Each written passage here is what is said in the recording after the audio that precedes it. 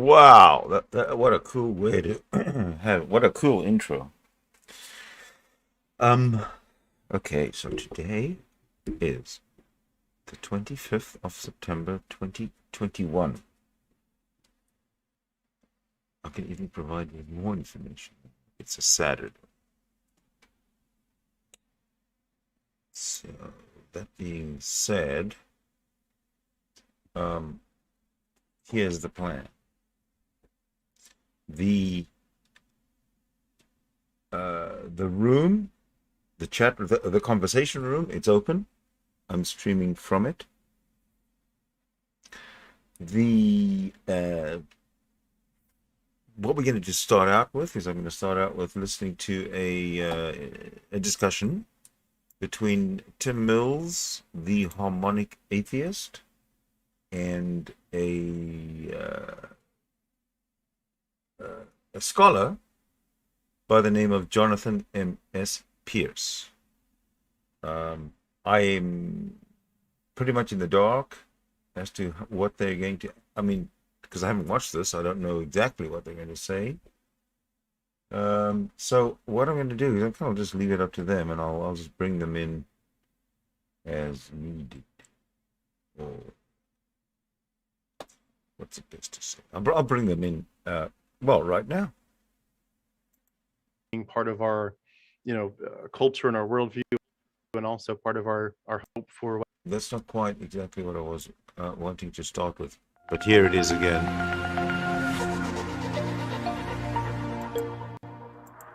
Today I'm speaking with Jonathan Pierce. Jonathan, thank you so much for joining me today. Thank you. Hello. It's so good to see you again. This is the third visit we've had. Yep. It's like some kind of virus I am, but not hopefully a benign virus, not one like COVID. Absolutely. Well, I was just reflecting that I have not done repeat interviews, I don't think, with anybody else yet. So the fact that I've had you on 3 times says a lot about just how much of a delight it is to talk to you every time. So we really appreciate your being part of the channel. I'm hugely honored, so thank you. Yeah. Well, I wanted to give everyone a brief bio for Jonathan Pierce, and then we'll dive into our main topic, which is the resurrection. So I'm so excited to hear some of the things you have to say today. But just to get started, Jonathan Pierce is an agnostic atheist teacher, philosopher from South Hampshire, UK. And you're not far from the Isle of Wight, right? No, that's correct, yes. Can you actually see that from your neighborhood? Pretty much from almost my house. Like, it's just a hop, skip, and a jump to the beach, and then I can see the Isle of Wight, which is a small island off the south coast of the UK. Yeah. And if anyone hasn't seen that, that's a beautiful part of the world, and yeah, I'm a little bit jealous of that. And you're a student of all manner of things, philosophical and theological. You also have been focused a lot on the existence of God and topics related to the philosophies that come on both sides of that, from both the Christian apologists as well as from the atheist side. In terms of your education, Jonathan Pierce earned his degree from the University of Leeds, a master's in philosophy from the University of Wales, and a postgrad certification of education from the University of St. Mary's in Twickenham. I think I pronounced that correctly. Yeah, you're always good. And you were a founding member of the Skeptic Inc. network before moving to basically becoming more of a blogger. Is that right, with Patheos? So Patheos, so I was at Skeptic Inc. network blogging, and then just sort of, I was not headhunted, but you know what I mean, come and write for us at the Patheos non-religious channel. And that's the biggest sort of interfaith discussion network in the world. So it's a real privilege to write there and do what I do. That's awesome. And your blog is called A Tippling Philosopher. And for anyone that doesn't know, what does tippling refer to? So tippling is having a little drink, right? So we, based on this idea, we started a group of pub philosophy group where we meet once a month, some friends and I, and we were basing it on the Inklings, which was C.S. Lewis and Tolkien and a few others who used to meet and discuss things over a pipe and a whatnot. So we meet and discuss all manner of things, and there's quite a disparate group of us, sort of believers, non-believers, sort of believers and whatnot. And so we were called the Tippling Philosophers. So when I started my blog, I was like, I'm a tippling philosopher. So there you go. So if I just crack open a bottle of beer or a glass of wine, don't mind me. Well, I know that it's probably a little bit different, at least recently with COVID, but when you all are together, I'm curious, does it ever get heated or is it pretty friendly? So there has been heated moments before, but all of us are good friends. So you take it with a pinch of salt. And actually, I've learnt. Yeah, it was really interesting. I was on holiday in the Isle of Wight recently, and I met someone, and we had it was really interesting when you start talking about philosophy and geeky stuff. I put my feelers out when I meet people, like who's likely to be interested in talking crap that I'm interested in. And our kids were in the kind of amusement arcades, part of the holiday resort, and there was this dad who stood next to me talking about our kids, and then you put your feelers out, and he starts reacting and talking back to me about sort of politics and philosophy, and within half an hour we're at the bar drinking a pint, and he's like, I always want these conversations, and none of my friends, none of my mates ever want to talk about this stuff. This is amazing. This is like the greatest night ever. And we have just and this is what I do, which is just talk deep stuff. Yeah. And so we ended up spending a whole night, but that got a little bit heated at the moment because his politics were really quite opposite to mine, and his wife was apologizing to my wife, saying, I'm so sorry, I'm really embarrassed. He's really excited, obviously, and my partner was like, don't worry, he loves this. He's got this in hand. Don't worry, because you get used to dealing with people who react, who can't quite handle that you might have an argument back to theirs, and then they're left thinking, oh my goodness, there's this cognitive dissonance going on, and it bubbles up in anger, doesn't it? I mean, you've probably had many arguments on both sides of the fence that you've been sitting in your life, and you probably have experienced anger, and it's just when someone doesn't get our point, or someone undermines us and we haven't quite got the acumen to deal with that, then anger sometimes comes out. Yeah, and so much of it is so personal to people's worldviews, which I do hope to get to later in the discussion, but yeah, it's very personal. Well, in terms of the rest of the bio too, you also are an author, which is amazing. You've written a lot at this point, including books on free will, the Little Book of Unholy Questions, the Nativity, Beyond an Absence of Faith, 13 Reasons to Doubt, The Problem with God, Did God Create the Universe from Nothing, countering William Lane Craig's Kalam cosmological argument, Filling the Void, a selection of humanist and atheist poetry, Not Seeing God, Atheism in the 21st Century. And then you've also got some books that are more from your personal perspective of a dad, Twins, a survival guide for dads. And then The Curse of the Maya. That's a trilogy? Is that right? No, well, it will be. So we're just writing, as I said to you, I think last time, we're just writing the sequel to that. Okay. And loads of schools up and down the country have actually taken that on as a core text. So that's awesome. Really, really stoked about that. Yeah. And two books, I believe, called Survival the Fittest Adaptation and Metamorphosis, or I think I have those backwards. And then, Adaptation. So that's a pandemic horror series that will be a trilogy, or maybe 4. But that's 2 books in, and that's great. I'd advise everyone go out and buy that because it's amazing. Did you intend to time that with the coronavirus? No, I like to see myself as a modern day prophet. So yeah, just telling it how I think it will become. That's awesome. So if people start eating other people's faces soon, then I've definitely got it right. Yeah, well, we're going to be talking about zombies in Jerusalem later, so that's probably great segue. That's a great segue.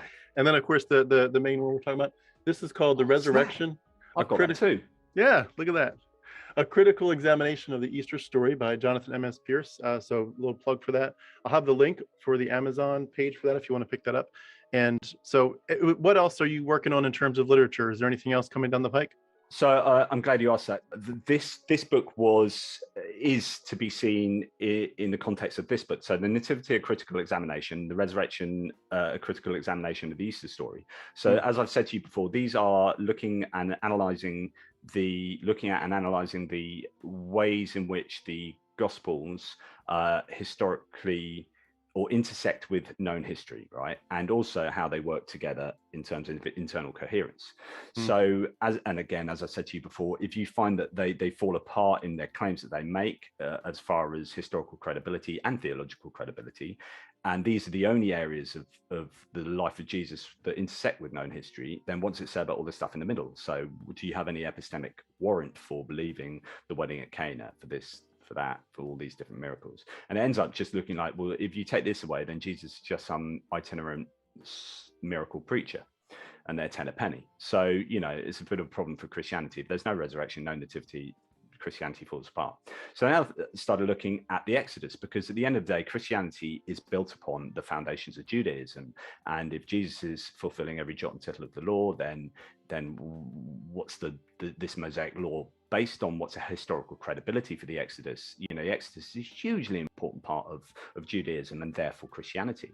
And the Ten Commandments and the covenant law and all this kind of stuff. And if you say, which I'm writing this book, so which is the Exodus, a critical examination of the Moses story, as the end part of this trilogy, and it's fascinating. I'm absolutely loving writing it, but man, it is on shaky grounds historically and theologically and philosophically, like really shaky grounds. So it never happened, and we know that from archaeology, we know that from history, and blah blah blah blah. So then you're saying, well, if the nativity didn't happen, and the resurrection didn't happen, and the Exodus didn't happen, what have you got left? What really, if we're talking about probability, if we're talking about believing things because they are the most probable explanation of the data, and I'm hopefully showing that that's clearly not the best explanation of the data and the most probable hypothesis, then what are you doing believing it? Yeah. You know, then it becomes, then all you're left with is the psychology of religion, which you and I have talked about before, right? The belief in religion. So Tim Mills, you were a very committed Christian, but did you at the beginning, and we said this in the last video, but did you at the beginning of your life go through all the religions in the world and historically analyze them, philosophically analyze them, theologically analyze them, and then pick the most probable one? Or did you believe what you were born and brought up in? Yeah, definitely the latter for sure. Yeah. And so therefore, once you do these analyses and then find, you know, you simply find that there is no epistemic warrant for believing in either Christianity or Judaism. And then, you know, there you go, job done. Yeah, and it's similar to the whole idea of, you know, the reasons that we would discount so many other religions when we were Christians, that is, the reasons we would say we don't think, you know, this religion is probably accurate and reflective of reality, and that one and that one.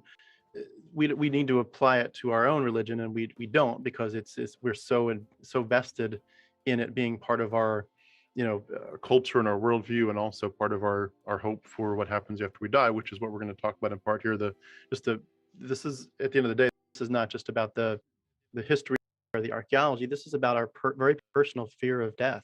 We all are aware of our mortality. You know, whether we get, you know, just a few years or we get a full 80, 90 years out of life, we know at some point our time is up, and there's a great fear of what happens next. And it's hard to let go of that. We talked about that in the last two videos, actually, that the terror management theory, and the fact that when you unpick someone's worldview, you're not just unpicking those claims in and of themselves, but actually you're saying, if this isn't true, actually then your access to eternal life isn't true, and that's a real existential threat to you. So you're not going to deal with it, or you're not going to believe what I'm rationally convincing you is true, because actually it threatens your eternal life, and that's a huge problem. Yeah. But yeah, so talking about the double standards I think you were hinting at in the resurrection book, I do mention, actually no, it's a lot in the Exodus book I'm writing. Very formally, John Loftus wrote a book called The Outsider Test for Faith, and he's got this outsider test for faith, which is the idea that you never apply the standards that you apply to other religions to discount them to your own religion, because by the time you believe it, it's got past the vetting systems and it's all embedded. Whereas I would agree very much with Loftus to say that that's what you need to do with your religion. And in fact, in the terms of Christianity, there are huge amounts of double standards, and we'll come on to that a little bit later in terms of visions and hallucinations, and think about Muhammad and Sabbatai Zavi and all these examples where Christians will say, well, that's not true because of this reason. But of course, if that's the case, then you need to apply that to your own belief in the miracle claims that other people say are visions and hallucinations. It's amazing, just in a real non-technical sense, just really generically speaking, when you step back from a lot of these stories and you really just take them at face value, they do seem not just like they would need a lot of evidence, which it is true of that, but it's just this reflection that this is some weird stuff. Like it doesn't seem as weird and fringe and bizarre because we're so used to it. And sometimes it's just, you know, that's why Christians want to get kids while they're young. When you hear it by the time you're 2 and 3 and 4 and 5, by the time you're 7, 8, 9, you've heard it hundreds, maybe thousands of times. The bizarreness factor is gone. And it's just amazing to me how people can't see how weird, I'm even just, so, I I'm say it a so lot, but the simple thing of like a God who wants to cut off the end of little boys' penises, yeah. that is so bizarre, but we can't see it. So I'm so glad you said that. You're going to love my Exodus book, right? Because I talk about this, and I actually bring in to the case some evidence, some research based on normalization and in terms of fake news. So the idea that fake news spreads 6 times quicker faster than fact, and the idea of social media at the moment is spreading fake news. And they've done a bunch of research to show that normalization makes completely ridiculous things actually not seem so ridiculous, right? So there's a whole bunch of research into that, and then you start applying that to the religious claims, and you're like, Noah's Ark is mental. Actually, when you go through all the individual claims and what would have to be the case, which is water going to the top of the mountains, which means water all the way around the world, that much water, like literally, 5,000 meters of water all of it. There aren't enough water molecules on Earth. It would crush the Earth's crust. You would kill all the sea life. You kill all the animal life, which obviously is the case. But then you'd have to have two of each, and all these claims are just utterly bonkers. But of course, like you say, when you're singing these songs and you're hearing these things, it's completely normalized. And the same with about parting the Red Sea or the Reed Sea, about the 10 plagues, which is absolutely terrible. You've got genocide, you've got the massacring of animals, right? Like God just wipes out all these animals, and because you've just heard the 10 plagues, 10 plagues, 10 plagues, 10 plagues, 10 plagues, 10 plagues, 10 plagues, everyone knows about the plagues, right? And you're like, well, so that's fine. It's kind of embedded. I don't really think about it. But then when you like really start unpicking it, if you were to have another religion believing that, and as a Christian, then someone came, well, you should believe this, and then you start picking out like the 10 plagues in the other religion, you'd say that's disgusting, right? God just destroying these animals on account of what the Pharaoh said. Like Pharaoh says no, so I'm going to kill these animals. God does that, and you're like, that's horrible. And let alone the firstborn children, let alone a bunch of Egyptian children. Like, unless you're really willing to say all Egyptian children were just inherently evil, which is just absolutely no realism to that. I mean, this is a theological story. This is a mythological, legendary story. Yeah. This is not what happened, obviously. But of course, Christians won't, and Jews in that case, won't apply the same metrics that they apply to other claims to their own. Yeah. And it's amazing just to maybe one final statement on that from me is just not just the bizarreness, but the horribleness. You mentioned the slaughtering of the firstborn, or in the Noah story, slaughtering of everybody, firstborn, toddlers, old people, Everyone, but everyone's you're just gone. The idea of how much of this you get used to, literally the idea of genocide. Yeah. You get used to the idea of land theft and slavery, and it's crazy.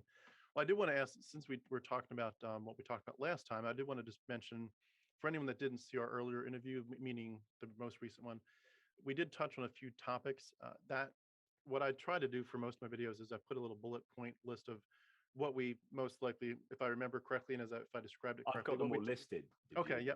No, I've got them here too. I just wanted to mention anybody, if anybody does want to go through it, just even if you don't want to watch the video, you could go to that video and just read the description part of it, kind of see and see if there's anything there that we talked about that might be of interest to you. And I apologize, there's not timestamps on them. I'm hoping to get time to do that in the future. But just to mention a few things here. And actually, before I do that, let me just mention this too. You mentioned the Exodus. I was just going to mention one last thing. For some reason, it's just the timing of it. Must be a message from God. But I've been recently looking at some of the more astrotheological things related to it, and just in the past week, it came past my desk from Bill Darlison, who wrote the Zodiac and the Gospels. He's got that book Moses the Matador, which is about the astrotheological side of it. And then, of course, Acharya, D.M. Murdoch, she's got a book on Moses too, and how it relates to the star stories. And it's just amazing. There's so much behind the scenes going on that we don't ever pick up on, and we read it as history, and we read it as if it's true. And being able to say this is a story, this is a literary character, is so critical. And do you know what? That's perfectly right. Irrespective whether those claims hold up for the people you talk about, this is the idea that goes through all three books, that go through my Nativity, the Resurrection, and the Exodus book, which is it's theology, not history. These guys are not writing history; they are writing theology. And these are narratives designed to deliver that theology. That's all you need to know. Yeah, exactly.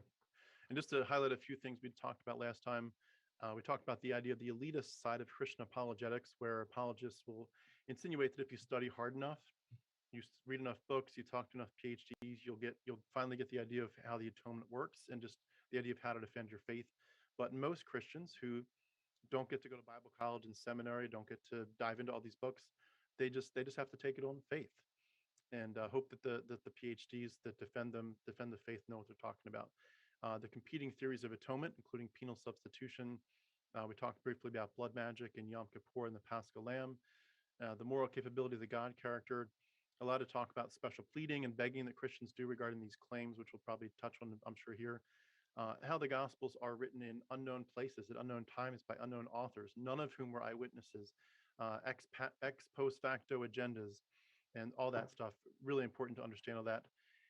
How the historical methods used by the Gospels is exceptionally poor. Again, the fact that the New Testament writers had an agenda. This is theology, and on it goes. There's a lot more points there, but I definitely encourage people to watch that video if you have time and interest. It was a great intro to this. And today, basically, we're going to dive into some more specifics. And I wanted to ask first, before I ask any questions, did you have anything regarding? Holy crap, they're just starting now? They've been talking for 20 minutes. Now they're getting to the topic. This is great. Topics that we didn't cover last time that you wanted to start us off with, and then I'll bring my questions in after. Well, I think it was quite a wide-ranging talk, but we kind of dipped into a lot without maybe going into a huge amount of detail. But I suppose we can start, and we did mention the silence of Paul, I think, a little bit, but maybe we can start with the silence of Paul. Sure. Because at the end of the day, Paul is our earliest source of in the New Testament of Jesus, right? So in many senses, he should be the most reliable source. Can I, before you dive in, can I ask, can you add to that for anyone that doesn't know? When you say Paul was the earliest source, some people would say, well, wait, isn't Matthew first? Isn't Matthew our first source? Could you explain a little bit of the chronology behind that? Well, so Jesus died, let's assume somewhere it's like 33 CE, right? Or 30 something, wherever. He was maybe 33 years old, but then it depends what your chronology is, starting with the Nativity accounts. But in the 30s, he died. And then sometime after that, Paul came along and he was supposedly persecuting the Christians, and then had his road to Damascus appearance vision, actually, and he puts that in with all the appearances. So you have this interesting part in Paul where he says, here are the appearances and my one's last, but his was openly a vision, and so he's conflating visions and appearances. So maybe are the other appearances actually visions rather than wholesale Jesus appearing? But anyway, he says what he says, which is very little about the details here. And then probably sometime after the fall of Jerusalem that happened in 70 CE, you've got Mark writing. There's arguments over whether it's before or after the fall of Jerusalem. I think it's after, but we'll park that. So it's probably in the early 70s, maybe, Mark writes the first gospel, and this is called Markan priority. So the idea that the Gospel of Mark is basically your main source for all the other gospels, and the gospels aren't independent attestations of the claims of Jesus. So Christians will tell you, look, we've got 4 sources, and Paul, we've got 5 sources for Jesus, for the claims about Jesus. And actually, no, you've got Mark, and then arguably Matthew comes later, and then Luke comes later, and then John much later, and they're all using Mark and each other as sources for the Jesus claims. In other words, they aren't independent at all. In fact, they're codependent. And some people postulate that there's this unknown source called Q that sits alongside Mark that they all depend on as well, but that's got lost or whatever. And then more recent people, you've had, I think, Mark Goodacre. Now, have you all? But anyway, Mark Goodacre is someone who is a New Testament scholar who would say actually Q didn't exist. But whatever. Point is that all of these sources depend on each other and Mark primarily for their claims. And it looks like Mark came along, and then each of the subsequent gospel authors embellished Mark due to their own theological agenda. So they're adding layers and layers and layers on until you get to John, who's got a completely different theology. And we'll touch on this a little bit later. So they look progressively more legendarily embellished. But it starts with Paul, really. But before that, it starts with Paul. but the writing we have from Paul are a bunch of letters to various sort of churches around that have their own agendas and reasons. There are sort of 13 letters, but it looks like 7 of them aren't actually Paul writing, and they are basically fake news or whatever. Can I ask this? If Paul, say we make the assumption that everything that happened in the Gospels had actually happened, Yeah, ignoring the discrepancies, but just say that, whatever you could harmonize of it, that if that had happened, and then Paul came along, Paul gets saved on the Damascus Road, and then he, gets obviously messages from Jesus, but he also gets exposed to other Christians, a little bit from the apostles. But if he inherited all these stories and knew all this background, would it be fair to say that you would think that he would have included some of it in the epistles, meaning he would have quoted Jesus more or mentioned the virgin birth or something? Is that fair to say? 100%. So that's what I was going to start with. Is the point that exactly that. So these are Paul looks to be trying to convince various people of various things in his letters. I mean, so when you talk about writing, it's about audience, purpose, and form. So your form, as in what you're writing, your content, and the kind of genre of writing, if you like, is defined by who your audience are and what your purpose is, right? So, for example, Matthew, let's say Matthew, his audience are Jews primarily, and his purpose is to convince them to believe that Jesus is the Messiah, in very simple terms, right? So he's writing persuasive. So his form isn't an objective history accounts, right? His form is an evangelical persuasive text. Okay, and he needs to succeed in his objective of persuading his audience by using the most persuasive techniques he can muster in order to achieve his objective, which is considering the audience, which is considering that they are Jews. So he goes into the Old Testament, the Hebrew Bible, and chooses things that will be particularly evocative to his Jewish audience and applies them to Jesus, right? So it's about looking at the form and understanding it in terms of the audience and purpose. And once you've done that, then you understand what you're reading. Okay. So in terms of Paul, it's who are his audience, various people around, but he's still trying to convince them on certain things. So he is mustering all the persuasive sort of ammunition he can in order to persuade them of X, Y, and Z. So it might be his the first letter to the Corinthians or second letter or whatever is convincing them about some aspect of the resurrection. And you would think, here's your perfect time to cram in a little bit of empty tomb about this, about that, about how Jesus was buried, about the appearances. Nothing. You got nothing. In fact, I'm going to read you what Paul says, and this is the entirety of what Paul says on the resurrection, essentially. For I delivered to you as of first importance that I also received, that Christ died for our sins according to the scriptures. So actually, he's just kind of received this from somewhere, and that he was buried and that he was raised on the third day according to the scriptures. So it's according to the scriptures is super important here. So it's not only he's received it, but he's been told this because and it fits in with the scriptures. Okay, and that he appeared to Cephas, then to the 12. After that, he appeared to more than 500 brethren at one time, most of whom remain until now, but some have fallen asleep. Then he appeared to James, and then to all the apostles, and last of all, as to one untimely born, he appeared to me also. And basically, this is telling us that his sources are personal revelations, so from his own visions or hallucinations, and the scriptures. And kind of this nebulous kind of received these, but essentially it's from the scriptures. So this is really poor level evidence. So before you do anything, before you like analyze what he's actually saying, content wise, this is actually not very good evidence for the claims of Jesus. But also, this should be prime time for him throwing in a bit of, as we're talking about the resurrection, empty tomb, this happened. He mentions nothing about the empty tomb, nothing about anything of any importance with regard to the resurrection, other than it appears to be some way of paying for sins. Yeah. And you'd think, this is just my first impression on this topic, but you'd think that if you truly had gotten a vision, a real vision, not something he made up and concocted, but if you'd really seen the risen Christ, and Christ had only said a few things to him on the road, why are you persecuting me? All this stuff where it's like, okay, I was persecuting this guy because I thought he was wrong. I thought this Christian religion was wrong. I thought Judaism was where it was at. now I see Christ is real. Christ is the fulfillment of all this stuff that we had hoped for. Now I need to basically worship this Jesus is God. He is Yahweh. He's Yahweh's son.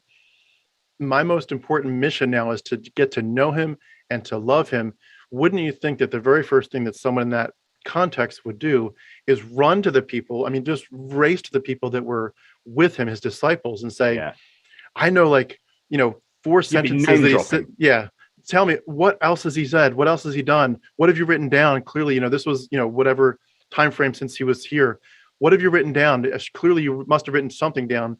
Tell me more. Tell me more. And it seems like he doesn't do any of that. Like, why would you not want to hear what he said? One part I just disagree with you a little bit on is I don't think Paul actually thought Jesus was God. So I think Paul thought Jesus was an exalted divine being, like an angelic being. I'm with Bart Ehrman on this. So in how Jesus became God, he talks about exalted revelation. It's Jesus is an exalted figure, and I think it's not until you get to John where Jesus starts becoming divine. And actually this kind of fits in with what I was saying about the resurrection, which we can come on to later. But your broad points are absolutely spot on, and I think it's a huge problem. Yeah. When you say what you said about the angelic elevated person, are you saying that you think they originally thought Jesus was a man who got elevated, or he was just elevated like an angel from the beginning?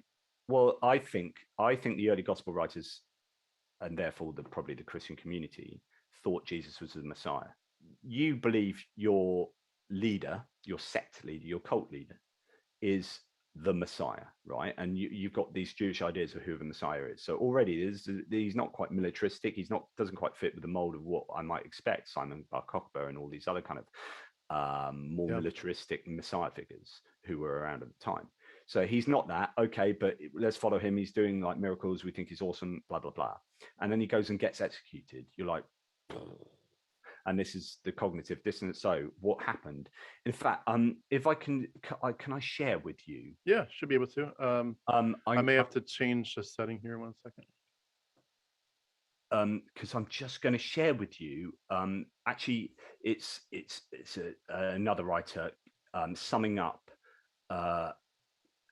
John Dominic Crossan's views on how the Passion narrative kind of came about, and I think it's perfectly encapsulates how it all happens. Yeah. So, and then we'll get back to the silence of Paul. So, if I just share with you this, right? Can you see that? Yes.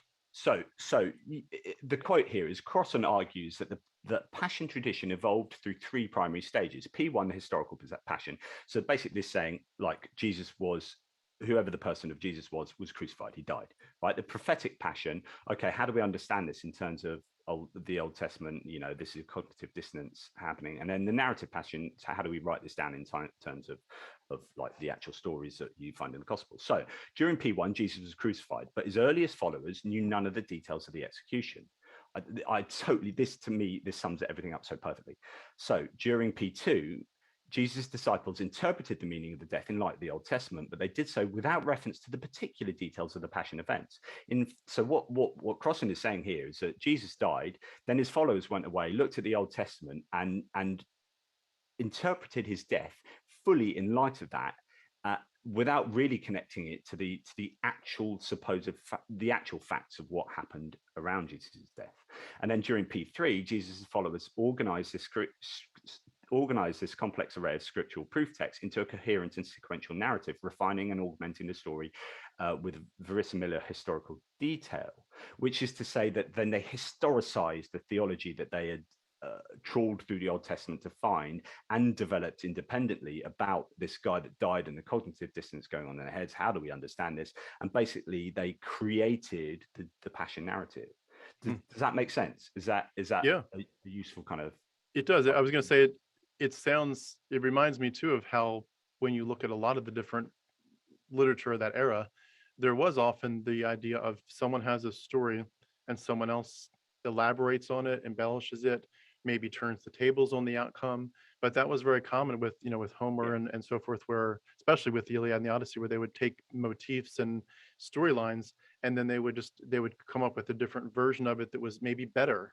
I'm And it so sounds like glad you some of say that's that. happening here. Yeah, so in my Exodus book, I'm writing about, so lots of people, when you talk about parallelism, and you want to be careful with parallelism because you can throw too many things and say, look, the parallel here, and it's like, nah, maybe not so much.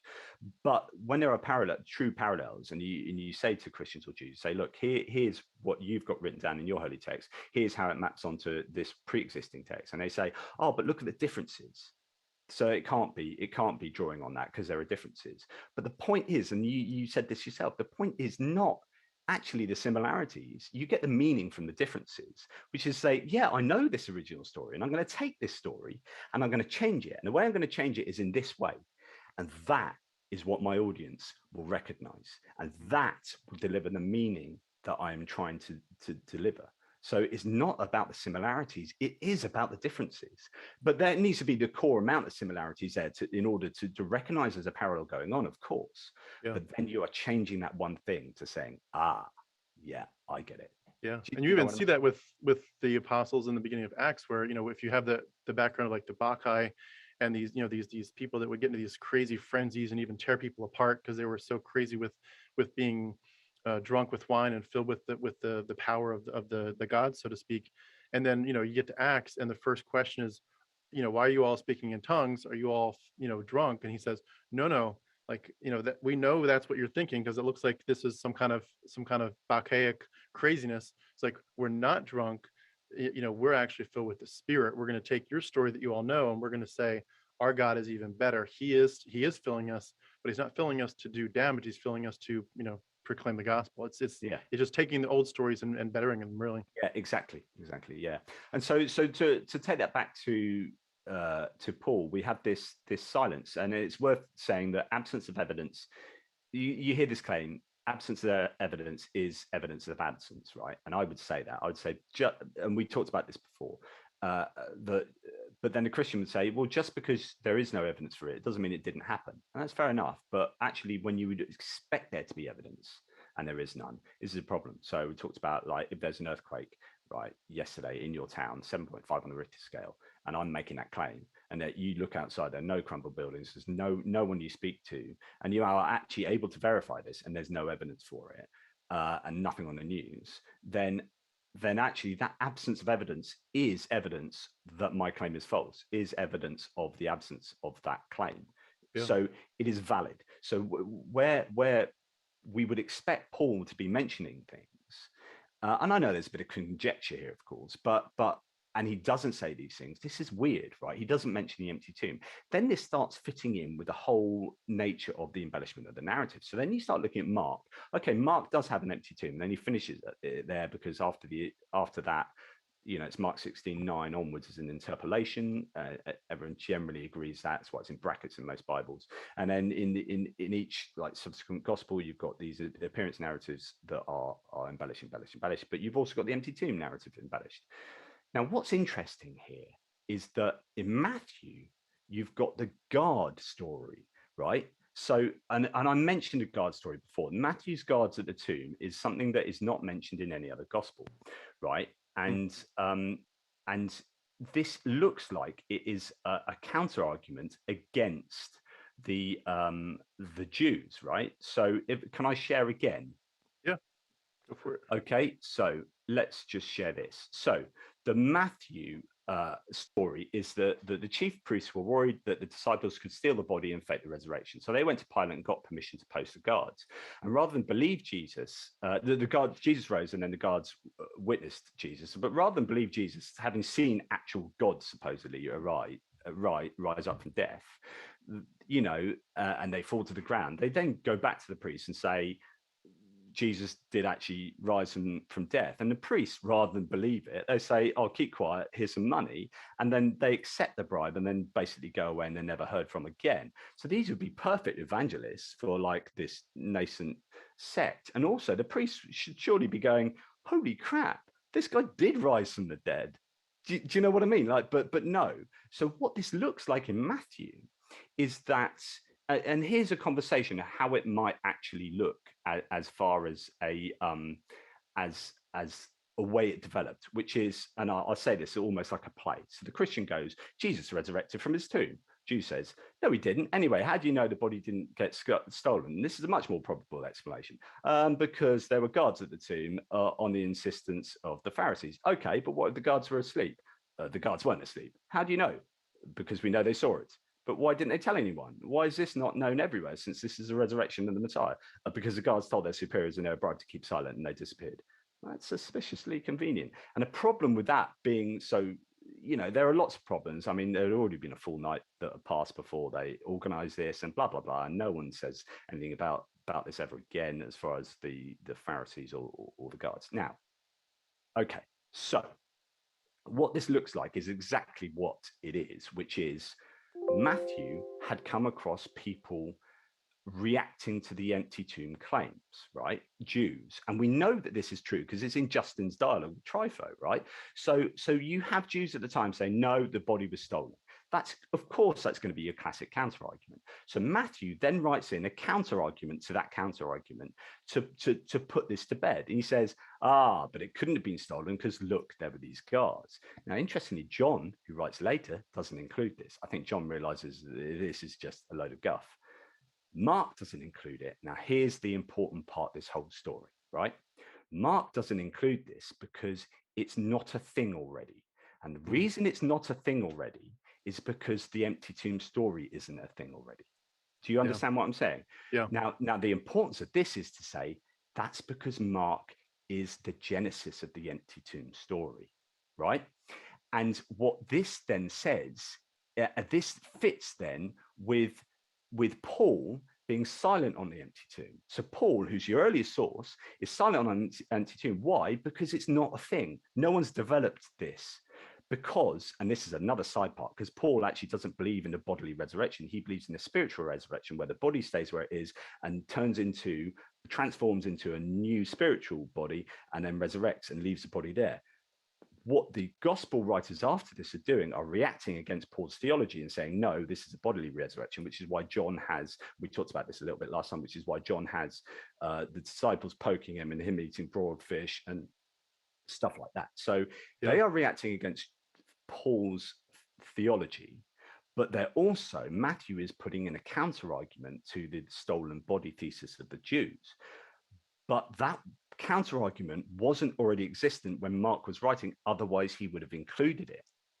So this is all evidence that Mark develops the empty tomb story himself. He's the first instantiation of that story. It didn't exist in Paul, and is then embellished with a counter argument. So this gives time for Jews to argue against the empty tomb narrative, that they produce the stolen body thesis, that then Matthew comes along and says, no, we've got guards at the tomb. And then Luke and John, for some reason, don't include that for whatever reason they have. Maybe they think this is clearly just a way of Matthew denying the stolen body thesis, and it didn't really happen. Does that all make sense? There's a lot of me talking. Sorry. No, it does. It's good. I was going to just add it from a Christian perspective. It's also very disturbing to understand these things in this sense. If we understand that God created us, and I'm obviously speaking as if I were a Christian still, but if God created us the way we are, to be skeptical, so we would look at religion A, B, C, all the way into the 4,000-ish religions that we have, we'd say, I can look at that religion and I can see through it. I'm skeptical. And God says, yeah, you should be skeptical because it's not true. You should be able to see through it. And you can see through all these religions and say, I'm skeptical. I can poke holes in this really easily. This story falls apart so quick.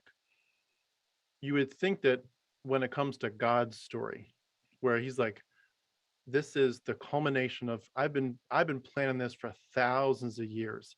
It's finally going to come together, like a glove. It's going to look so beautiful. That God, having given us the skeptic's mind, is going to give us this story that has so many holes in it that honest, just not people that just, I really want to sin, so I'm not going to bow my knee to Christ, but just people that are saying, no, I'm not trying to sin. I'm not trying to buck the system. I don't want to argue for the sake of being dramatic. I just really want to say, does this make sense? Skeptics can see so many holes in it that you think, wait a second, if this is divine, shouldn't this be orchestrated a little bit better than it's been done? You're absolutely right. Hang on. Yep.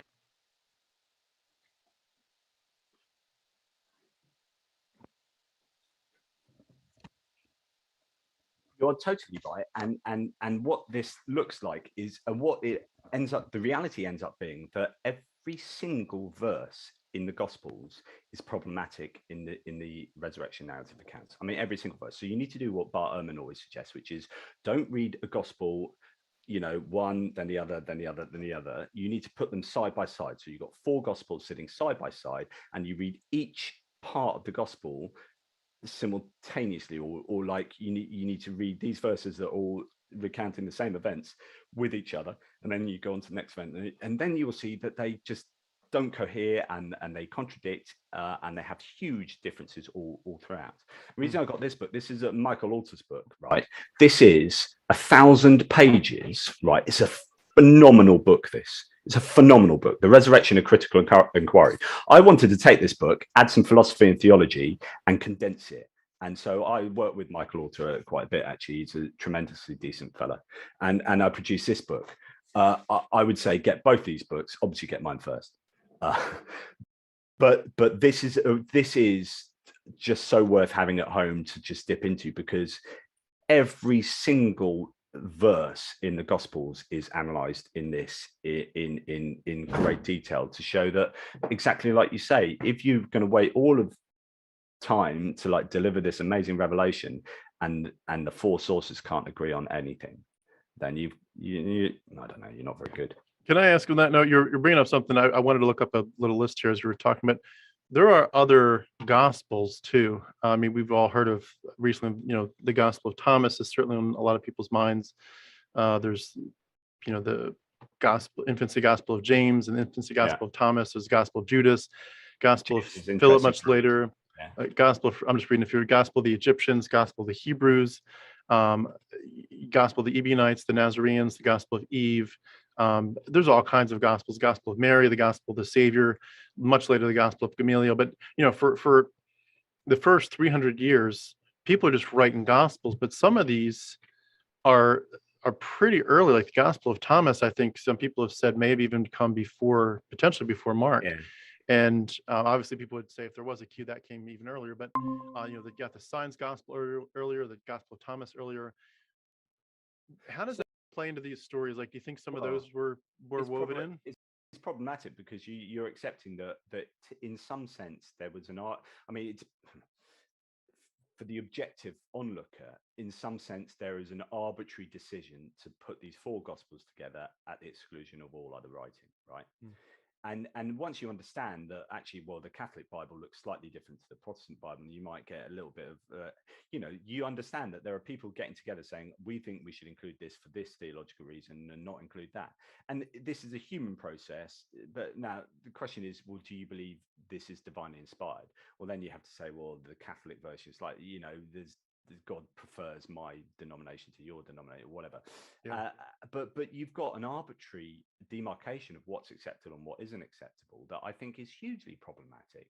And some of those decisions weren't made for hundreds of years after the fact as well. Absolutely, yeah. One of the non-canonical Gospels has some interesting claims about the death and burial of Jesus, saying that he was buried in dusty gravel, in sandy earth, basically, which goes to there are certain theories to say that every decent theory should say that he was buried in a criminal's graveyard. Now, the question is whether that is a shallow graveyard, as you would get in many towns, or whether Jerusalem would have the need for something more more sustainable, given the amount of criminals that would be executed. So maybe some kind of necropolis of a criminal's graveyard complex, which looks a bit like a mortuary, where you'd have like bodies stored, and then after a year, their family can get their bones after they've been ritually purified, so that they can bury them in their own tombs if they so wanted or could. But the idea is actually we can take a phrase from this non-canonical gospel to say, oh, this looks like Jesus wasn't honorably buried in a tomb that Joseph or Arimathea just happened to have hanging around. So there are some interesting things that you can pick out of these, and where they date is it's a whole other debate. Yeah, well, it really does. It goes back to this idea of, if this was divine, this would be consistent, it'd be clear, it'd be undeniable, and it wouldn't require blind faith. It would require, obviously, faith in the sense of I trust in him as my savior. But none of faith is in, these books are put together in such a haphazard way. We don't know what was preserved. We have no idea who was editing and copying them. Some of the the earliest copies we have are from hundreds of years after this all took place, supposedly. And you would just think, if this was God, wouldn't he do a better job? I mean, it's not even in the language they spoke. Jesus was speaking Aramaic. It's not even in his original language. No. It just looks so man-made to me. I mean, anytime you got speech in any supposedly historical document, especially from this time when you couldn't record speech with a dictaphone or writing quickly on pen and paper, anytime you got speech, like whole of the Old Testament or most of the New Testament, alarm bells should be going off. Who's recording that speech? Who's remembering it? Like, how come we've got speech recorded of Jesus having a personal conversation with Pilate? Whoa. Okay, this isn't history. This is theology. You've got to understand these are people are writing stories. These are persuasive stories. So anytime you got speech in throughout the entirety of the Bible, just your alarm bells should be going off and off and off. But this brings me on to verifiability, right? And you get this interesting idea that you get this two-pronged problem, which is one, people didn't appear to want to verify things, to fact check. So we see in Acts, there are loads of these accounts of where someone says something broadly, crazily improbable and miraculous, and people go, yeah, brilliant, I believe it straight away, right? So Acts is basically documenting how gullible people were, or how people didn't fact check at all. And the second problem is that people couldn't fact check. So you got travel was too expensive, very time consuming, and oftentimes dangerous, whether on land or sea. Mail in any conventional sense was practically impossible, certainly from strangers. Library access was incredibly limited and of little use to the potential Christian convert, and most likely inaccessible. And given the near practical impossibility of foreign or distant travel from outside of Palestine or even from far off places within, this leaves us with localized fact checking. The skills of interrogating were not known, let alone implemented, especially given the in-group secretive world of the nascent Christian cultural sect. So basically, you couldn't fact check. So these gospels are coming out, and it's like, and then this goes on to like the idea that people were claiming that if they were coming out with Jesus, there was an empty tomb, like the Jews would have fact checked. And they're like, well, hang on a second. No, they probably wouldn't, because actually they didn't start saying this until Pentecost, like 50 days later. And that body's rotted, and you are not doing any kind of fact checking around that time, and plus it was actually illegal to do that kind of thing with dead bodies, so on and so forth. So you get this situation with fact checking that is really, really problematic, which means that basically these gospels were written after the fall of Jerusalem, where all the records are destroyed. So we can't check who's in the Sanhedrin. We can't check anything. Like, it's really fortuitous time for these guys to be writing, because they can make any claims. And even if they wanted to fact check, the audience couldn't fact check. Yeah. And that reminds me of the whole idea of the 500 witnesses, where it's like, these people, number one, you don't name them. So who are these 500? Apparently none of them went home and wrote a big story about it and put it in the on blast. No historians were doing, saying, oh, this is awesome, I love your stories, give me tell me what you saw and tell me your friends were there, let me go investigate this and put this all down on history in the history books. None of them are doing it. And then at that point, by the time it's even written, most, if not all of them, are probably already dead anyway, whether because it's been so much time or the fall of Jerusalem. But like, there's so many witnesses, but I'm not going to name them, and they're probably already dead. So like you said, there's nothing you can do about it to verify this.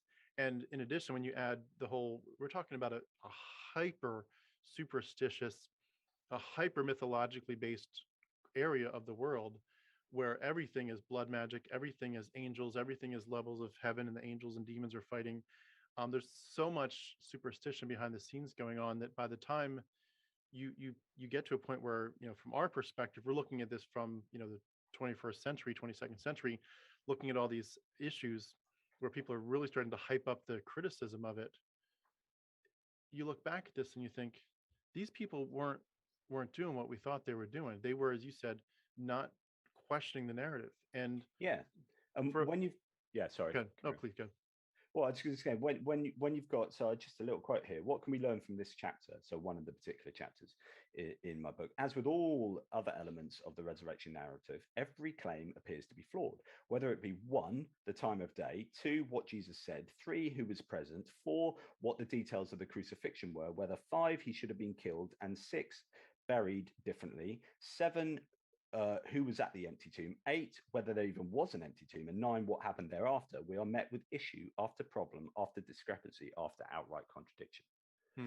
And you know, and you can see that internally without even fact checking, right?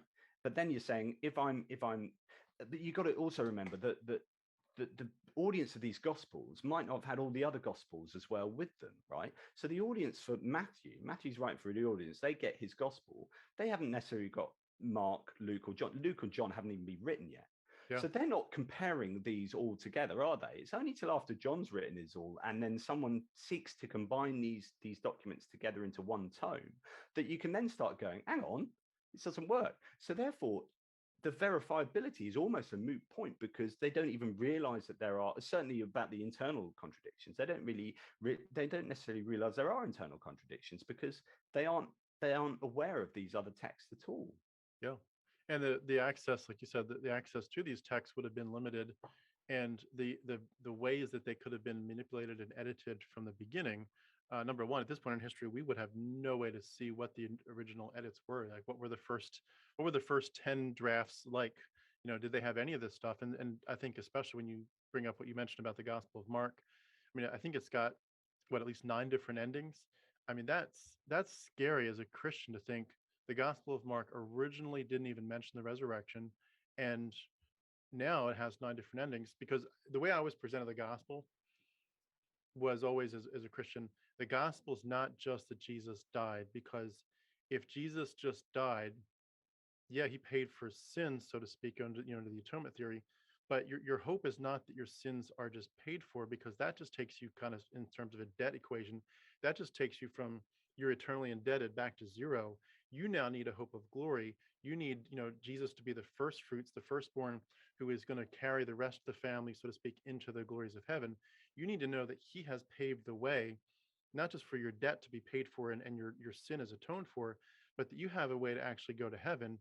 And the idea that a gospel would not just put the resurrection on blast and say, look, this is all culminating not just to some bloody, brutal, human sacrifice, but to the fact that, like all these other lambs and goats and turtle doves and all that we've been slaughtering for thousands of years, they're dead. Their carcasses on the ground, their blood is everywhere.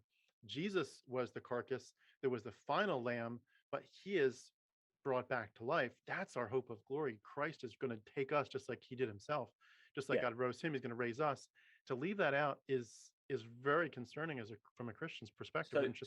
So this shows that basically John, for example, has a massively different theology to the synoptic gospels, Matthew, Mark, and Luke. Right. So for John, Jesus, and I don't know, I can't remember if I explicitly talked about this last time, but John is saying that Jesus is the Paschal Lamb, right? So, and this fits into the idea that, because like you were saying earlier, right, you imagine you're Paul and all the early Christians from there on after, right? And this is why Paul did grapple with this, and Paul's letters were dealing with this, which is like right, what's my intention? To convince everyone I speak to come to Jesus, to basically not be a Jew, to be a Christian, okay, or to be this Christian sect of Judaism, if you like. So now here's a problem. If I'm Luke, right, and I'm appealing to Gentiles, this gets a little bit tricky, because I'm going to a Gentile and saying, hey, you should come and believe what I believe and follow who I follow and do the rituals I do. And this Gentile goes, oh yeah, that sounds really cool. Let's do that. What do I need to do? And I'll sign up. And then you say to him, well, actually, you need to cut the end of your penis off. That's the first thing you need to do. And then you need to do this. And it's because the Jews are full of all these ritual laws, right? 613 mitzvah or whatever, you'll be, hang on, wait. What's that first one I have to do? And you'll be like, cut the end of your penis off. You're like, whoa, yeah, I'm doing that. No, I'm not. So the Christians had to. This is why Paul said, okay, let's not do this, right? And there was arguments about this, but essentially they wanted to drop the kind of Jewish rules and regulations to replace them with their own kind of understanding or their own versions thereof. And one of them, so this is where John comes in, because I think John thinks Jesus is God, and the other gospel writers thought he's the Messiah. So he says Jesus is God, but not only is Jesus God, he's the sacrificial lamb. He's a Yom Kippur lamb or whatever. And he's the Passover. We celebrate Passover by having a lamb. And we know from the Old Testament that you can't break the legs of the Passover lamb. So this then explains why John has Jesus being crucified on a different day to the others, literally on the Passover day. He's the only one that has that. And not only that, he writes into these weird things. So he says things like, let us not tear it, but cast. No, actually, that's something else that I want to come on to. He talks over there in John 19:32 about not breaking the legs of Jesus. So why is that important? Because actually, we know from other sources that you're not to have Psalm 34, but Exodus 12 here. You can't break the bone of the Passover lamb. So John is the only one that says the Hello. soldiers didn't break the legs of Jesus on the cross. Instead, they pierced him. And then the piercing bit fits in with lots of things that they go back through the Old Testament to look for. How you doing? But they didn't break the legs. John's the only one that says that because John has Jesus as the Paschal Lamb. Right? It's a movie. In other words, John is writing theology and not history. And this is as long as you understand this, everything makes sense. No, of course not. So it's about going back through the Old Testament. It just happens to be there. And then, or finding even irrelevant. No, I'm watching my friend Dahmer about the serial killer. These bizarre situations where, in John 19, let us not tear it, but cast lots for it. These are Jesus' clothes. Decides whose it shall be. Right? Jesus. No, it's actually a good performance. He's no, I mean, there's a cross, blah blah blah blah blah. He's been crucified, and then soldiers are casting lots. No one would do that for those bloody rats. It's just weird. And then you read. Oh, really? And they're like, for dogs have surrounded me, a band of evildoers has encompassed me. So those are the others on the cross around him, the other criminals. They pierced my hands and my feet. But bones, is the sound? No, tell me. Is the sound like overwhelming? Garbling my speech, or is it just people casting lots for his clothes? And John only has that to validate Jesus in an Old Testament sense. But these individual activities that are going on in Jesus' passion narrative to kind of tick the boxes of Old Testament supposed prophecies are just bizarre. Because they're writing theology, they're not writing. Can you understand my background noise? For your thoughts too, and that you bring up a really good point. At this point, Christians typically, not in our discussion, but in let me see. I'll turn it down a bit in the way that they speak about, and I'll see if it goes away with my noise canceling. Meaning the fact that they didn't break his legs and they did cast lots. This is evidence that Jesus was fulfilling prophecy. Of course. Can you not see the amazingness, the divine aspect of this, where this had to happen, and there's whatever hundreds of them, or even I don't know if they even count thousands of them, but for sure hundreds of things that had to happen that Christ had to do, and look, he did them all. And obviously, from our perspective, we're saying no. This was a story. This is a literary character. There may have been a guy, but this is the way he's portrayed. There's a literary character. They're making it fulfill the story because they want to make it look that way. That has nothing to do with it actually being fulfilled prophecy. Do you have that kind of comeback from people, and how do you tend to address those conversations? That's a really good point. Now, first of all, let me just point you back to John 19 here, and at the end, 35, he says, "And he who has seen has testified, and his testimony is true, and he knows that, and he's telling the truth, so that you also may believe. For these things came to pass to fulfill the scripture. Not a bone should be broken." And they blah blah blah blah. So John is literally admitting here that I am convincing you that this is true, and these things happened in order to fulfill the scripture. So he's almost being so upfront here that it kind of beggars belief. But then the Christian would say, well, this is still just fulfilling scripture, fulfilling prophecy. Then you say, well, okay, but these weren't prophecies in the Old Testament. So these things that you're applying to Jesus are actually taken right out of context. And most of the original sources of these verses are not prophetic. They're not prophecies. Yeah. And then they say, oh, they're still prophecy. And then you say, okay, and these ones are prophecies, were fulfilled back here, supposedly. And then they say, well, they can be double fulfilled. And you're like, really? You would? So I talk about this a lot in the book. I talk about how you'd have to set up the world in order for a double prophecy to be fulfilled. And you'd have to basically theologically determine the entire world. You'd have to make sure that humans sin so much so that and in such a way, and Jesus had to be born in such a way, you'd have to theologically determine the world until Jesus was crucified. Yeah. And all the philosophical and theological problems with that. But so what did you figure out? The Christian will still go, well, it's that the Jews are obedient. It depends how honest you are. Servants. A criticism, doesn't it? And it is a criticism, but it depends how honest you are. So you look at someone like, you look at the Old Testament scholars, Hebrew Bible. There really are, man. And they'll say, there's no other peoples on earth served any ideology as dedicated as the Jews have. You look at the served Judaism. And all the prophecies are written after the events they prophesied, right?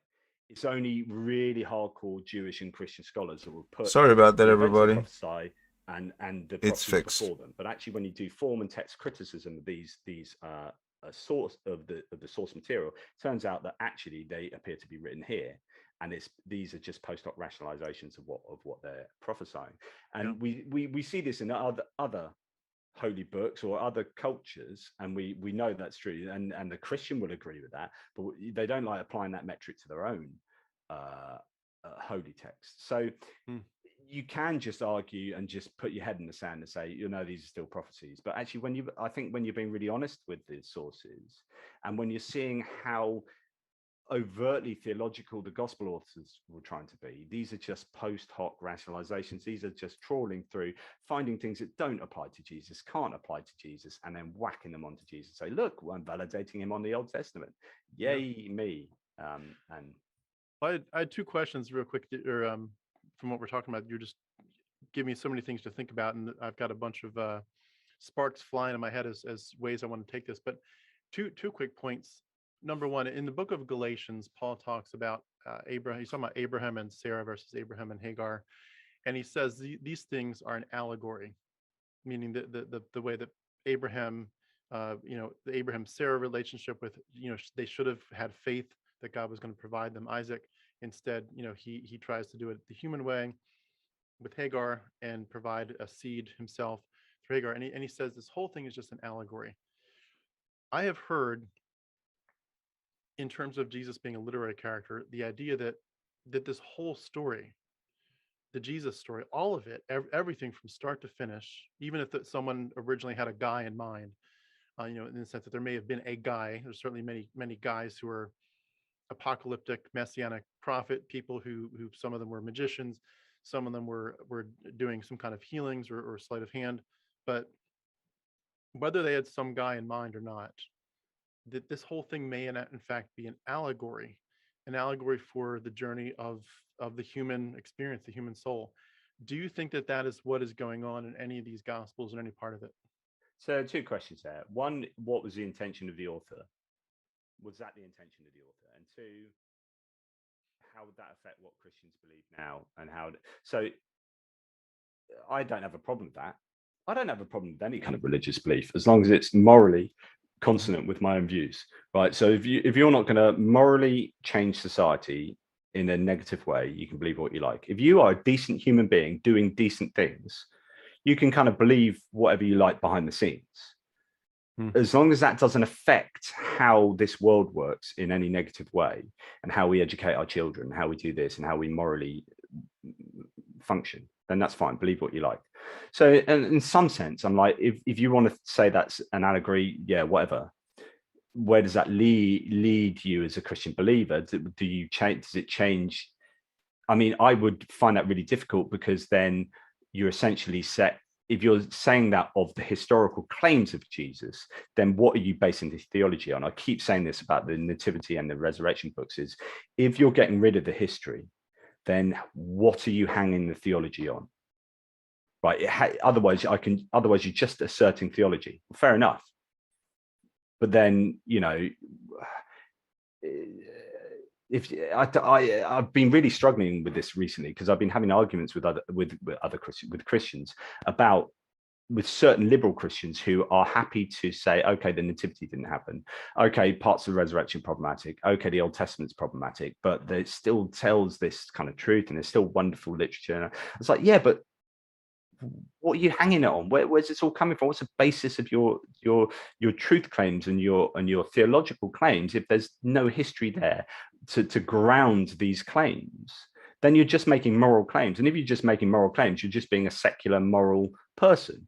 Yeah. Do you know what I mean? I think once you start stripping away everything to just relying on allegory, you are just making moral assertions.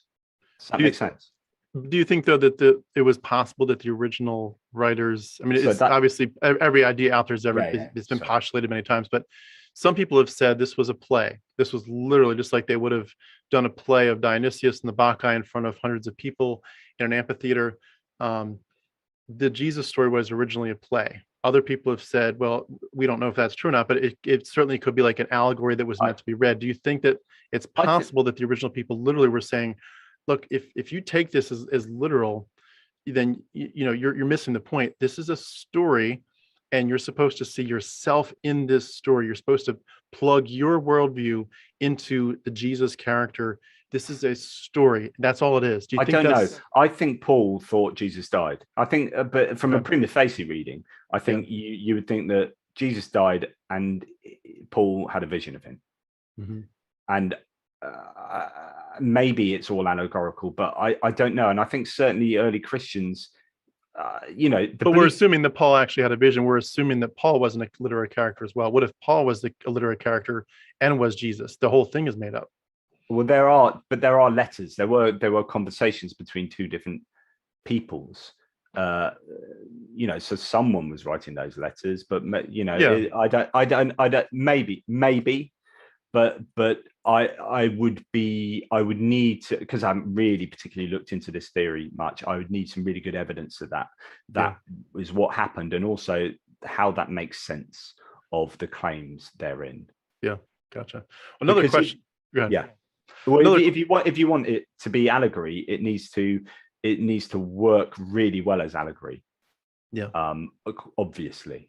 So another question I had, this is kind of taking a 1,000-foot view, but a lot of Christians, and we talk about parallelism, so this is related to that, but a lot of Christians have trouble seeing the context of where these stories of death and resurrection came from. They were all very clearly aware of the Dionysian cults, the Eleusinian cults, but even going back to the Egyptians with the resurrected Osiris, you have all kinds of stories of these gods. It slowly seemed to have gone from like God is here to help you with your crops, God is here to help you as a nation, to God is here to give you a personal salvation. And so you're into identifying with your God. It's the beginnings of a relationship of some sort with your personal God. But there's this whole context of, and obviously each story has nuances, and there's very big differences that you could point out, and Christians are very good at doing that. And that's fine. It's an important part of the story to say the Dionysius story looks similar in this ways, but it looks different in these ways. So there's some definite good points that they bring up. But in general, the context was everybody everywhere is talking about, I mean, we're talking about as far as, India and China, all over, deep into Africa, all over even to Europe. You're talking about people all over that whole area that are saying, we have a God or gods that are promising us a resurrection.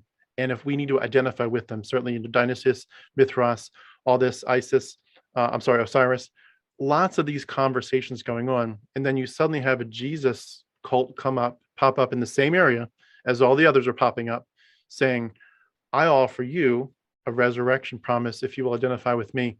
How do you handle those conversations with people when they push back on that? Well, I just think that no wonder it found fertile ground. So if you're going to be creating a story, so we go back to what John Donne McCrossan said. So a bloke died, right?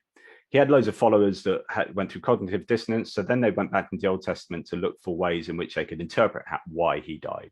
and kind of how he died, and then rewrite, and then they go through this stage of then rewriting his death in this new theological way, right? Of course, they're going to be drawing not only on motifs from the Old Testament, but motifs from what they know and from the cultures that are informing them.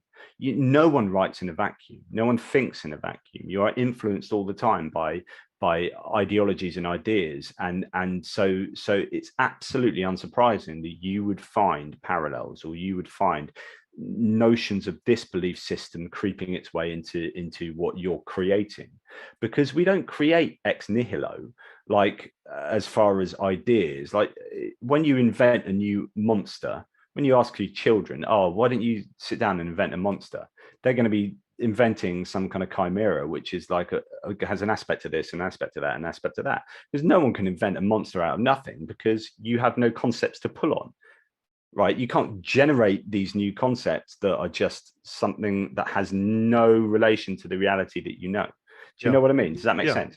So therefore, when you're creating a narrative story about this divine figure, you are going to be pulling together parts of what you understand of how the world works from your received knowledge of the world, which is going to include influences from all the surrounding cultures. And Can I ask a final question, then we can get back to the main topics you had on your mind? I was curious to hone in for a second on the actual 3 days. So you have this Jesus guy, that, as you said, a bloke. I love that you're bringing in your British English. This bloke dies. He's crucified. He's a horrible death, bloody, mangled, cut open. He dies. He gives up his spirit. Father, into your hands I commit my spirit. It is finished. I paid it in full. He dies, and then dead people are. I'm sorry. At that point, there's the earthquake. The veil of the temple's rent, and then they take his dead body and bury it. And then 3 days later, the rest of the story picks up. But in those 3 days, historically, something's happening not historically, theologically, Christians have come up with the idea of what's happening. So what is happening from what you understand of what Christians would say? What is Jesus, not the dead body Jesus that's just dead and laying there, but the actual Jesus character that's divine? What is he doing in those 3 days? Is he going to hell? Is he just like gone for 3 days, like as if he doesn't exist, and then God brings him back? What is the importance theologically? Is that when he pays the sin, or did he pay it on the cross? And he's just, because I know I've heard stories where they talk about how he's actually at that point going to hell and like preaching to the spirits that are trapped in hell. How do you see that from what you understand of the background?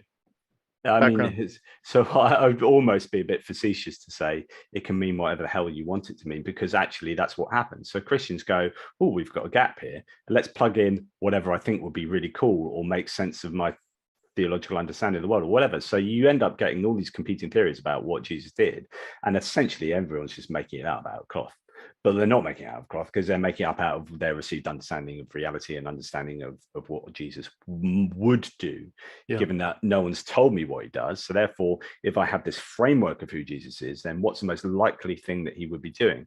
And actually, if something's a little problematic over here, like people in hell, it's a bit of hell as this kind of digital punishment understanding of the variety of sin on earth, and we can split this variety into heaven and hell, right?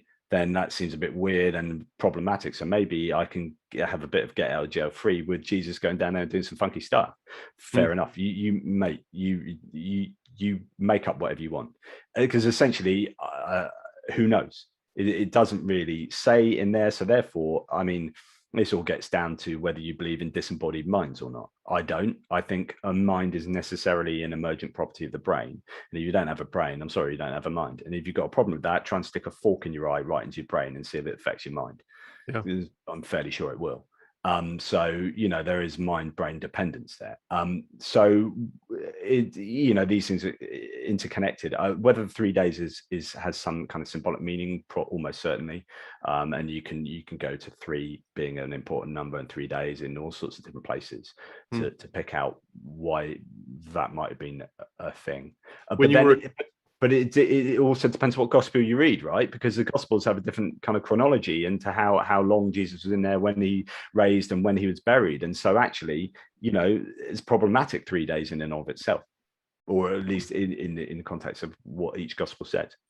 I was going to say, on just a funny side note, I see some memes come through at times where it also just, if this was true, if this story really were the truth, then if you're talking about a God who existed from all eternity past, we in our hope as Christians, we exist from the time God makes us. And I know some Christians will say, well, maybe the soul existed before too, but at some point, most Christians think God created a soul, put it in your bodies when you were created, and then you now exist forever, either in heaven or hell, unless you've taken an annihilationist perspective. But you live forever from this point. But Jesus didn't just start living; he lived forever and ever and ever beforehand.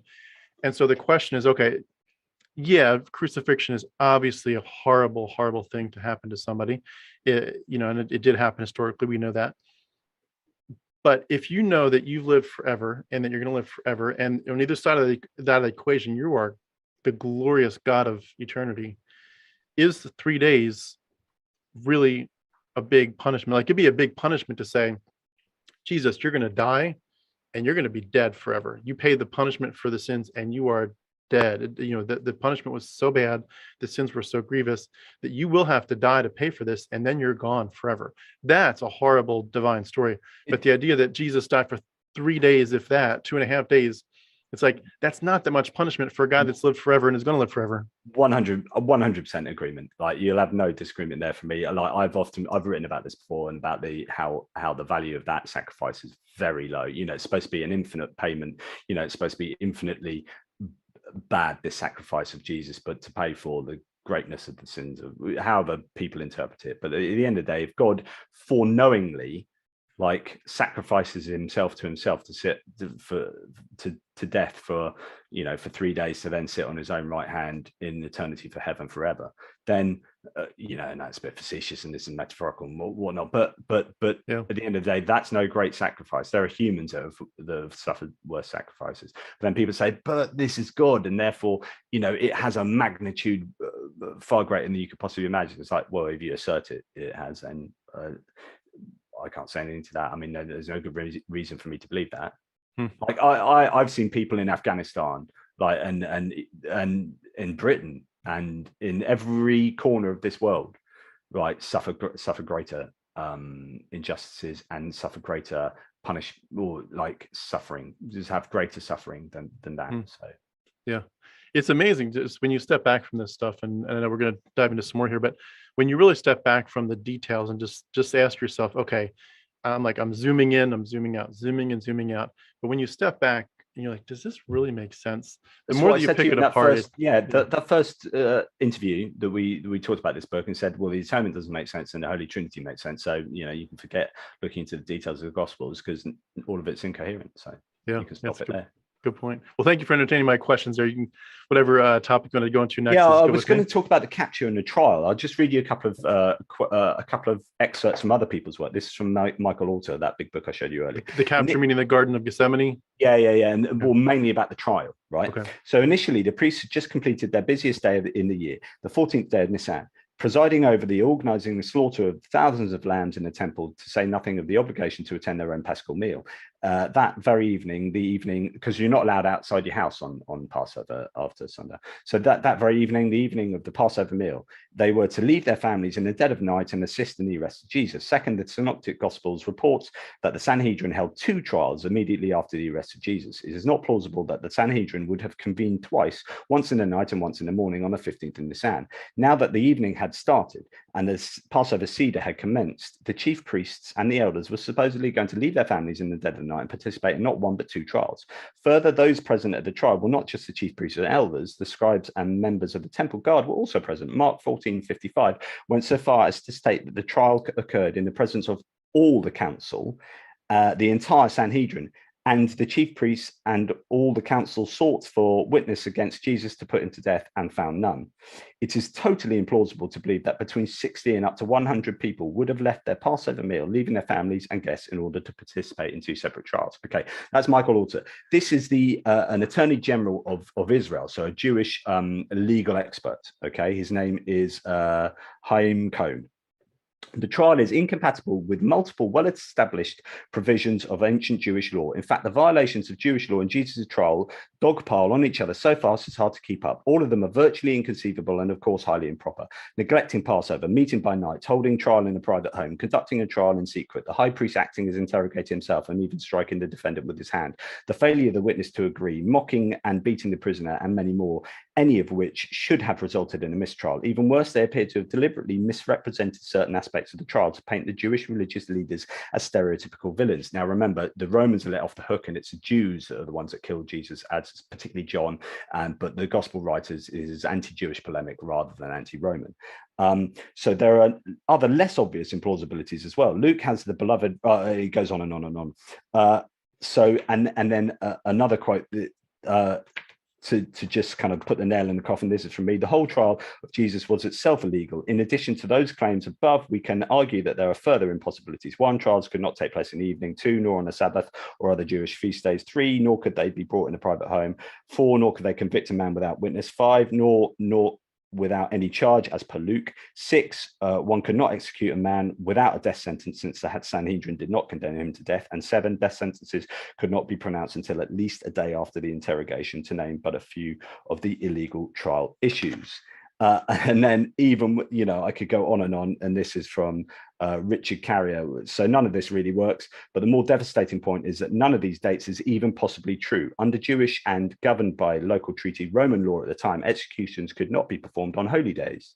Trials for capital crimes by the Sanhedrin, as all the Gospels depict, had to be conducted over the course of 2 days and could not be conducted on or even interrupted by a Sabbath or holy day, nor even ever conducted at night. The gospel trial narratives violate every single one of these rules.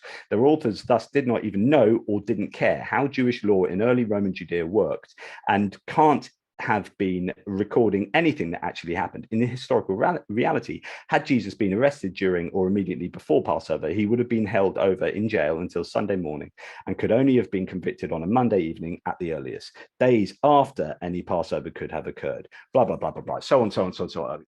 Jesus could have been convicted by trial, but not how the Gospels depict in any conceivable way. Yeah, it's wild embellishment. Wild embellishment. And those kind of things, like the knowledge of certain Jewish practices, are a real thorn in the side of the Gospels, right? So how Jesus was crucified, he would have been stoned. He would have been stoned and hung on a post as a deterrent until sundown and then taken down, right? But he wouldn't have been crucified. That's almost certainly wouldn't have happened. But Gospels have it a different way. You've got the anointing of Jesus' body. I think Mark has the woman going to anoint him in order to embalm. Anointing and embalming are two different things, right? And you wouldn't have happened twice. It's just complete nonsense. And then it looks like Matthew and John correct what Mark say, because Mark gets it wrong, and having their own kind of weird scenario of embalming. But then how would they go to a tomb and move a tombstone? Like, especially if they're women. I don't want to be sexist, but you've got all these. This didn't happen. It's theology. It's not history. It's theology, not history.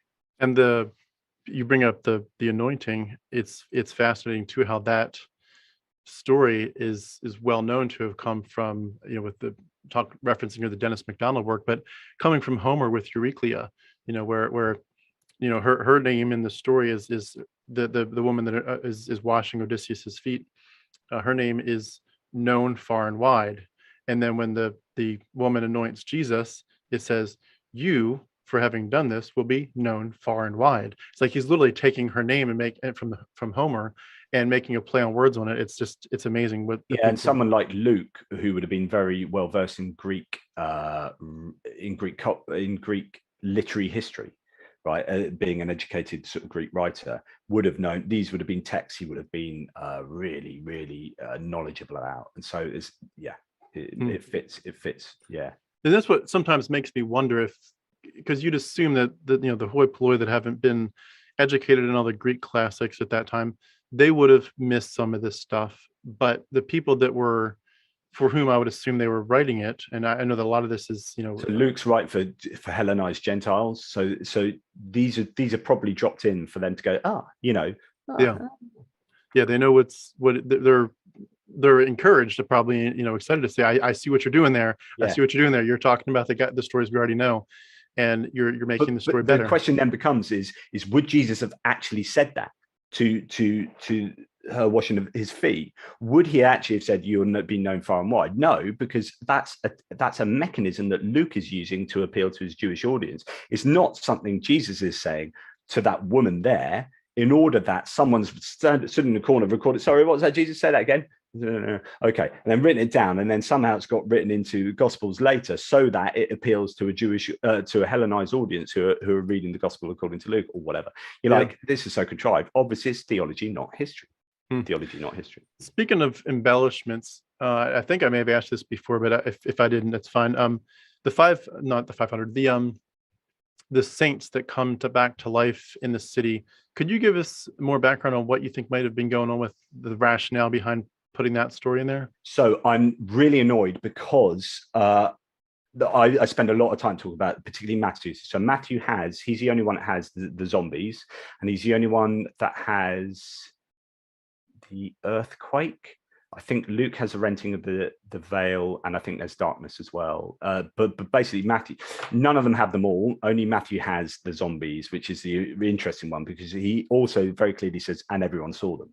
So you've got the zombies going around Jerusalem, and everyone saw them, and it's like that never happened. Absence of evidence is evidence of absence, because you could damn well be assured that there'll be someone in the history. Josephus, if he knew about like zombies parading around Jerusalem that everyone saw, that's going to be written everywhere. Let alone the darkness, let alone the renting of the temple veil is a huge one. Like, that's huge for Jews. Like, if that had actually happened, that would be documented. And of course, the darkness for 3 hours. None of that appears anywhere. But what I'm annoyed about, and I can't give you the info because I haven't researched this myself, but someone was saying the other day that it looks like, and Matthew again is one writing for his Jewish audience, but I think Ezekiel's death involved darkness and an earthquake. And if I'd known that before writing my book, that would have been in there, because that is pure Matthean. Like, that's exactly going to be like Ezekiel, who's one of the main, one of the big dudes, is or if it's not Ezekiel, it might be Elijah. So it's basically one of those important figures from the Old Testament who dies, and then there's an earthquake and darkness. It's like, there we go, right, thank you very much. The Jewish audience is going to be like, yeah, of course, I get that. So I was curious, when you look at the resurrection story afterwards, there's a story where Jesus is walking along the road, and he's already arisen. So he's at this point, the exciting part is started. He's now about to finish up his time on earth and go back to heaven soon, but he has a few appearances, so to speak.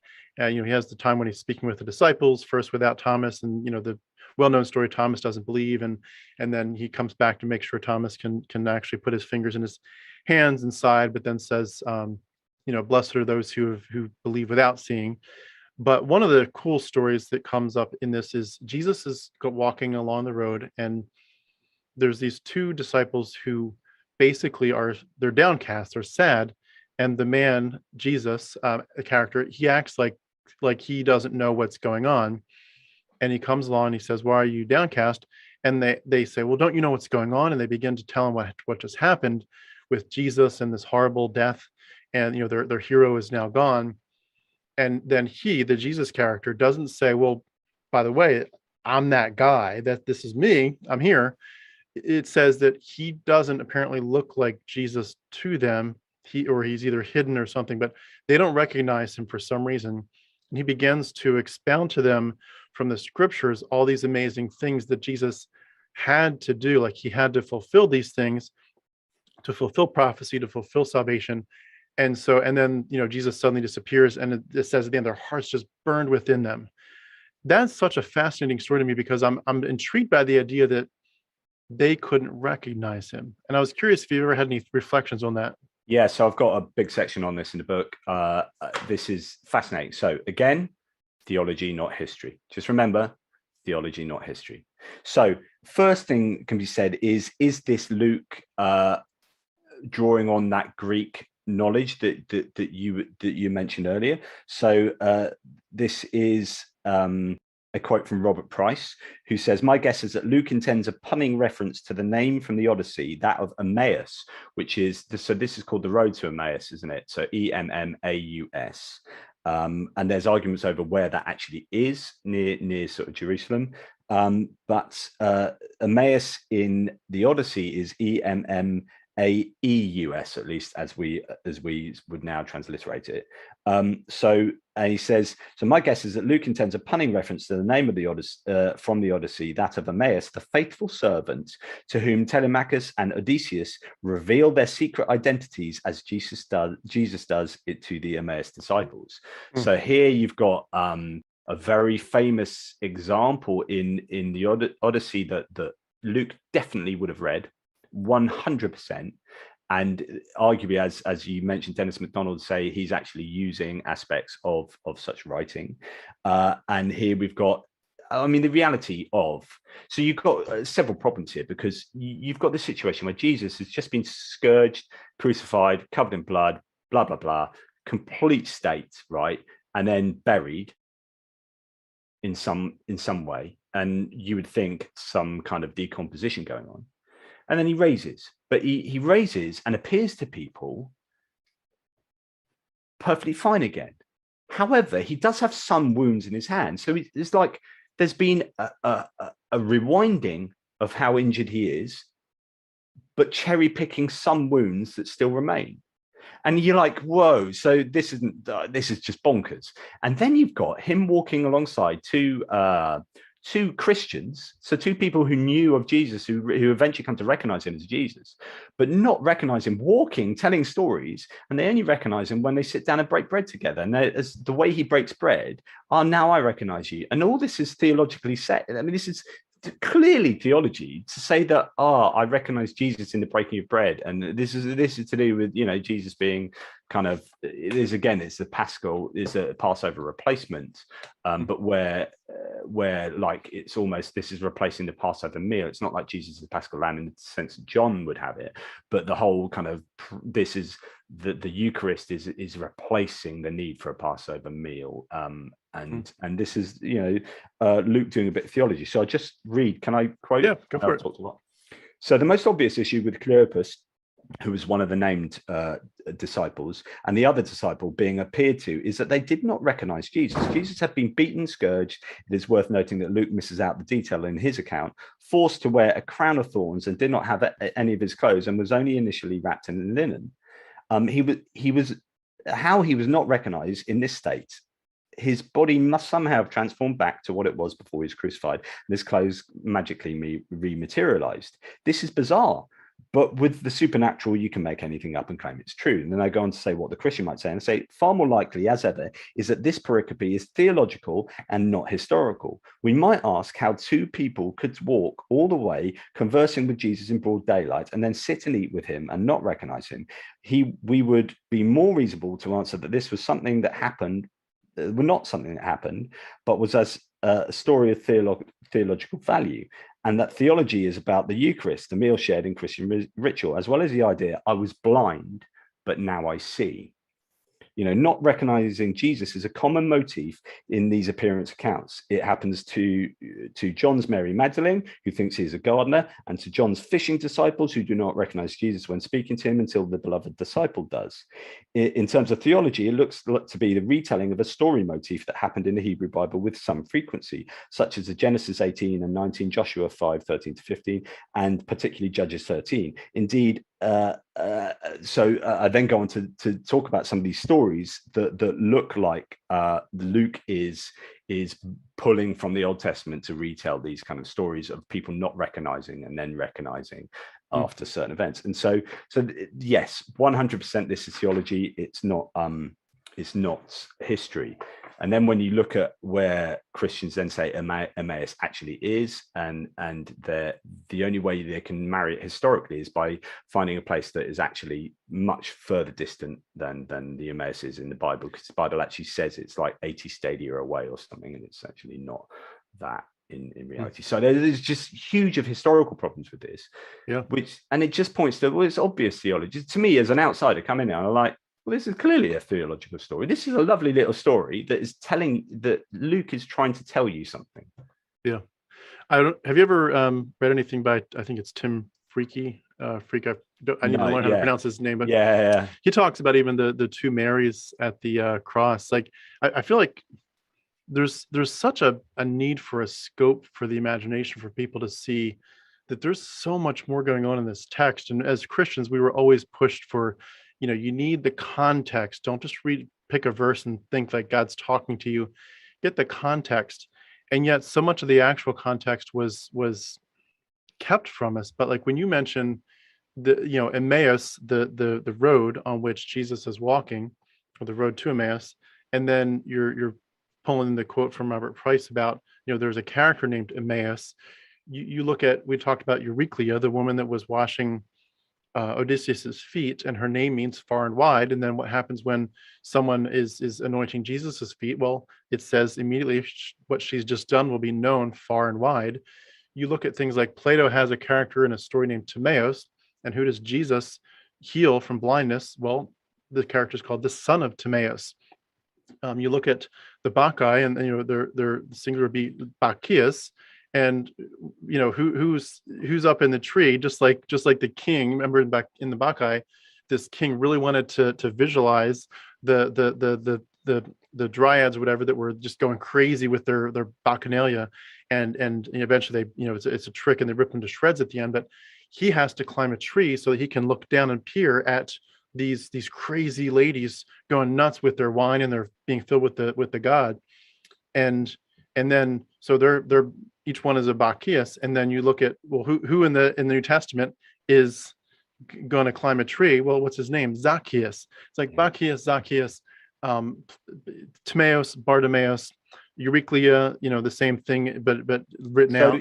I almost read you a bit from a Neil Godfrey article that looked at Emmaus, but just to kind of go on to that point. So what I was going to say is, when Jacob was traveling the sunset, early Jewish legends explained the point of reference to in Genesis 28:11 by saying God had caused it to set prematurely to force Jacob to stop there. And he had a dream that he was in the presence of God. God spoke to him there. And the name of the place was originally known as Luz. In the Septuagint, so that's a Greek translation of the Hebrew Bible, it is Ulameus. In the Codex Bezai, this is the name used for Emmaus in Luke 24. In an early reading of Luke, perhaps the earliest, the Emmaus Road revelation happened at the same place that Jacob dreamed he was visited by God. So using that same place. So the name is super, super important. And if you know your Hebrew Bible, or at least if you knew the Septuagint, then that would be really, really important. So he goes on to say the most common motif was a resolution of the narrative through a gradual series of recognition scenes at the end. Throughout so many plots of novels, characters' identities have become confused, changed, or lost. And it's this carrying on of that motif, and then your eyes are suddenly open, they understand this understanding of, it's just a really common motif, which you see in the Old Testament as well as the New. I love that you're bringing that. I know there's so much more to in those notes, but I think what it does is it whets your appetite to say there is clearly more going on, both at a surface level, just in terms of names being picked from earlier sources, from Homer or Plato or whatever, but also, and from the Old Testament, but also there's just more going on in terms of the whole story about how they evolved this. Here's a funny thing. So I told you about. It's funny, so like authors do this, and I did this. So I've written The Curse of the Naya, right? And we're writing Grease Lightning, which is set in Greece, which is the sequel to that, right? And we choose our names really carefully. I've never really thought about this. So we choose the names of particularly the bad guys, but actually the daughter in that's called Verity, because she's always seeking truth and blah, blah, blah. So all the names that we choose are really carefully chosen, because they all have like a bit of a wordplay punnage, that if the audience is interested enough or observant enough, they could find out that little.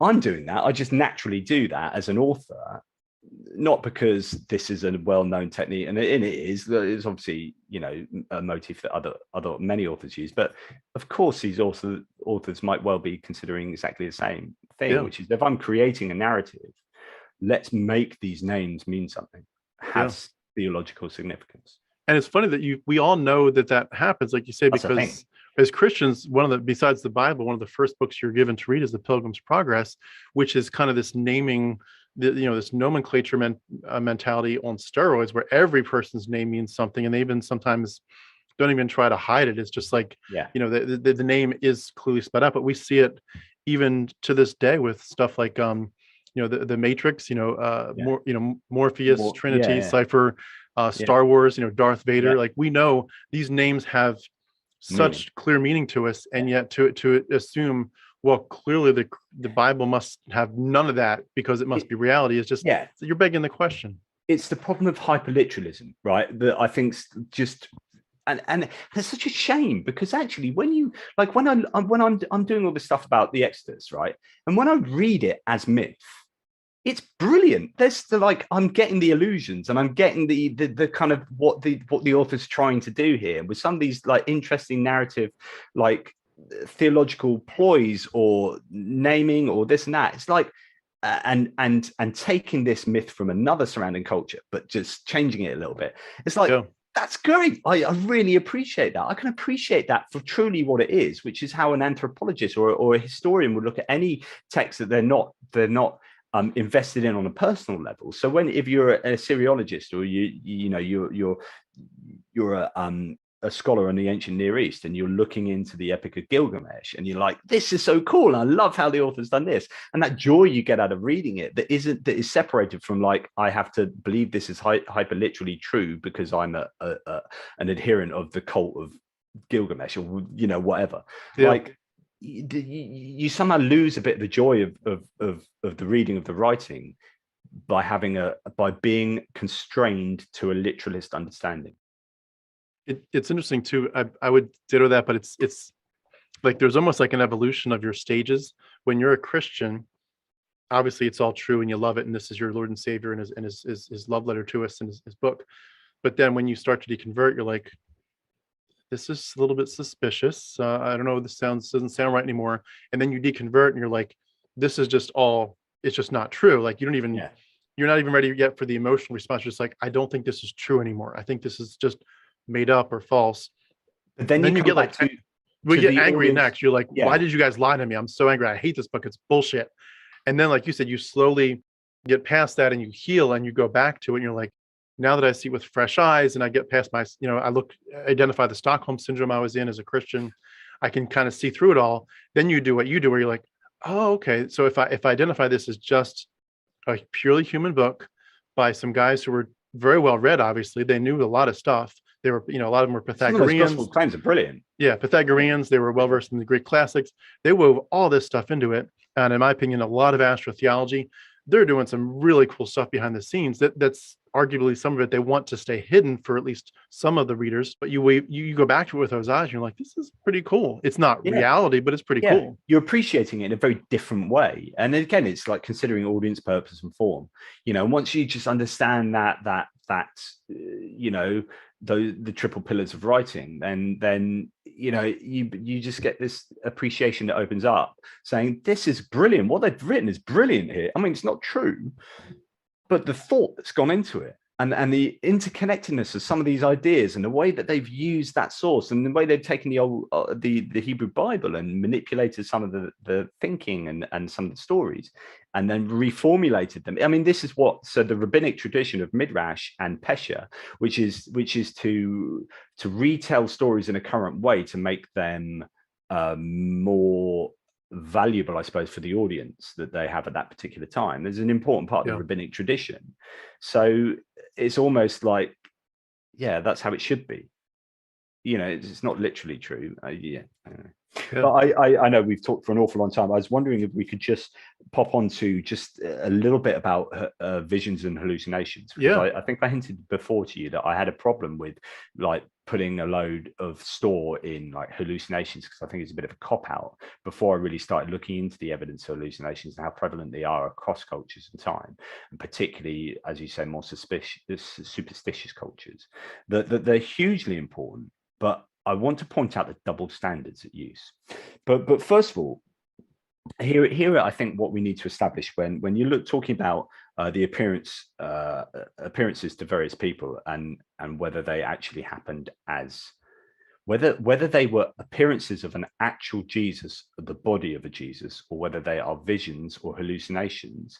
And therefore, if they're visions, so you could differentiate visions and hallucinations here, with being a vision being an actual objective phenomena here that I'm seeing that might not be the body of Jesus, but there's something going on here, or a hallucination, which is more in here, that I'm seeing something there, but I'm hallucinating it. It's not really there. And if someone else came along, they wouldn't see it because they're not me, and my brain is generating that for my brain. So, yeah, so what we start with is, one, people really do have visions and hallucinations, right?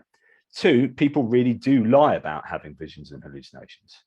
Three, people really do mistake experiences as visions and hallucinations. Four, people really do misrepresent memories and represent them as misformed versions of what they originally experienced. Right? None of that is controversial. Okay. So what's more probable, that someone like Paul was actually having a vision of Jesus, or that he was having some kind of hallucination that we know people do, and that could itself be represented as something different, and it gets misformed over time to becoming this whole event that never really was the event that originally took place. And can I throw in, do you find much evidence for there being substances, drugs being used for some of these? Yeah, you mentioned this in the last chat. I mean, I don't know. I know too, the fasting, like food, just depriving yourself of food for a long time can do some things to your brain too. There are going to be conditions that where you don't know what condition Paul was in, traveling on a hot, dusty road, blah, blah, blah, blah, blah, blah, dehydrated. Who knows? I can think of huge amounts of naturalistic variables that are going to, influence the likelihood of you having experience that you might not normally have had sitting at home, fully fed and fully watered. Yeah.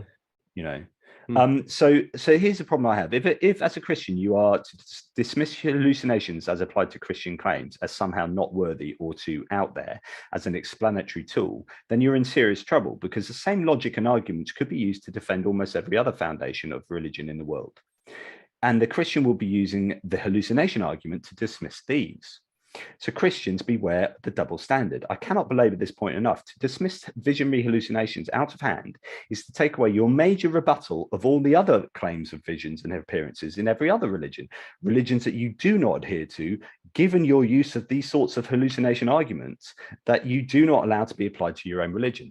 So am I communicating that clearly enough? Yeah. So if as a Muslim or some other religion or cult is going to say, we had these experiences, I know people that had these experiences, and the Christian will go, they're just visions, they're just hallucinations. My religion's the only true one. If you are finding it's okay to do that to that claim over there, we can do that to your claim. And that would even go another direction too, with the idea that if you believe that Jesus does have the ability, obviously, to speak to people, he does have the ability to give you a vision and a message from heaven, then if that's true, that's how Christianity kind of got kicked off here through Paul, then those of you who would say God isn't still speaking today would have to really, you're putting yourself in a bad spot. You're like, this is a major way that God speaks. He spoke to the prophets this way. He spoke to Paul this way. God is a God who gives visions and he gives messages. So if you're telling me that this book is just done and God isn't speaking anymore, and I know there's verses like in Revelation, it says, don't add to the words of this prophecy, or you're going to get the curses therein.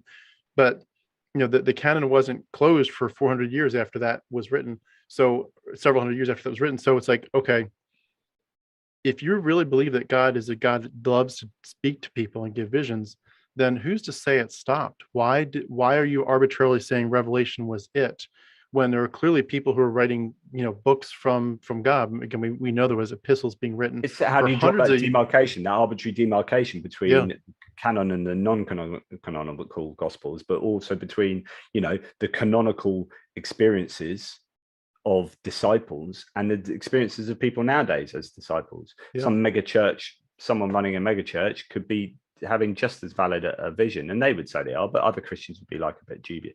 You know, if you can be dubious about that person having an experience, you can be dubious about the first person who's in the canonical Gospels as having an experience. Yeah, a bona fide one. And it brings up to the issue. This is a side, but I think it's an important aside to just touch on the idea that this narrative that we're talking about, the whole gospel narrative, the death and resurrection, and everything that happened after that. This has been heavily scripted and controlled and edited and manipulated. Men, pretty much men with power, with political motivations, with the willingness to literally fight and kill each other over who's right and wrong for first for decades and then eventually for centuries.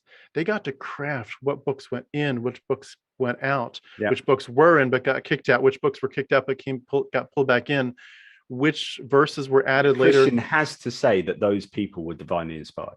Yeah. Because if it's just a human kind of process, then you are humanizing it, and it opens it to being incorrect and arbitrary.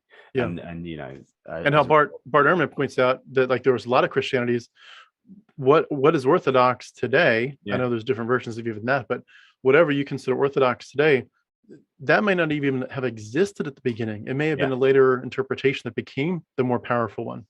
If I can take on that vision idea to now apply it to Muhammad, so so saying double standard idea of other religions, let's look at Muhammad particularly. So one of these reflects actual reality, right? One, the archangel Gabriel really did appear to Muhammad for some divine reason. Two, Muhammad really had hallucinations that he interpreted as revelations from God. Three, Muhammad did not have hallucinations and made the whole lot up himself. Four, the story, including Muhammad, has no basis in reality to begin with. In other words, it's all made up. So you either have, it really happened. Two, Muhammad had hallucinations that he thought were based in like divine reality. Three, Muhammad existed, but he made it up. Four, Muhammad didn't exist at all, but it was completely made up, right? So one of those four definitely happened, right? If you're a Muslim, you believe the first one. If you're a Christian, one of the middle two. If you're a kind of a Muhammad mythicist, then it'd be number four, right? So for the Christian, two and or three are true. In other words, as mentioned previously, they are happy to place either outright deception or falsely attributed hallucinations as visions at the foundation of a massive world religion, right? This is a plausible scenario for Islam, but not for Christianity. It's huge. This is huge, right? The Christian will happily do what the skeptic does to Christianity to Islam, but say that the skeptic is not warranted in doing that to Christianity. Yeah. So the outsider test for faith again. Yeah, exactly. And then you can start looking at actual real world examples of this happening that look very like, other than Islam, other than Muhammad, that look very much like the Christian scenario, which is Zabbatai Zavi, who is a Jewish Messiah figure from, I think, the 1500s that had a huge following, and they went through cognitive dissonance because he became an apostate to Islam, right? And what happened was a cognitive dissonance. You had loads of miracle stories coming out of it. You had loads of visions and appearance stories and all sorts of stuff that looks exactly like the Jesus story that's just mapped onto Sabbatai Zavi. But this really happened. Like Sabbatai Zavi, these are, you know, he was a Jewish Messiah who we know quite a lot about him. So in fact, after he died, there was a group called the Donmei, his wife and 300 followers, who immediately outwardly converted to Islam, so to follow their leader, but kept their Jewish faith and Kabbalistic beliefs secret. This is how they harmonized the dissonance. So this is how my husband and my leader became a Muslim. So, oh my God, how do we deal with this? Well, we'll become Muslim as well, but actually we'll keep our secret beliefs and blah, blah, blah. And then what happened is, so here's a quoting a history book on Sabbatai Zavi. So, but the excitement surrounding him quickly burst forth in the most sensational manner. Outbreaks of prophesying, visions of the prophet Elijah, reports of miracles, and massive penitential movements erupted in both cities. Letters written by both Jews and Christians in Aleppo and Izmir have been reaching Europe for months. The earliest ones were reports of the reappearance of the lost 10 tribes of Israel and their long exile beyond the mythical Sambation River. A clearer picture emerged as Sabbatai's name and alleged miracles were transmitted, enhanced by copyists, and passed along to others. Nathan's missives, and Nathan was his number one dude, right? Nathan's missives were likewise distributed and studied. Right, this is going on to my analysis now. Nathan of Gaza had seen Sabbatai Zavi in a vision and believed he was a Messiah. Nathan Sevi, Messiah, visions, miracles, letters. If you can't dismiss the claims of Nathan that he wrote himself in 1673 of a vision due to the risk of double standards, then that should lead you down the Jewish rather than the Christian path. These accounts are written with more detail than Paul's letters. Therefore, if you dismiss the claims of Sabbatai Sevi, you should also be dismissing Paul's claims. Let that sink in. So if you're saying that there weren't these miracles and these letters were kind of in some sense not reflecting reality, and if there weren't these visions, and if all the followers weren't doing these things or didn't have the basis in reality, then you can take your criticism, which Christians would say 100% of all of these accounts of Sabbatai Sevi. If you're happy with doing that, you should be happy to do that to Jesus.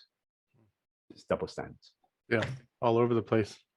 That's a great perspective. I appreciate you bringing that in. It's so needful.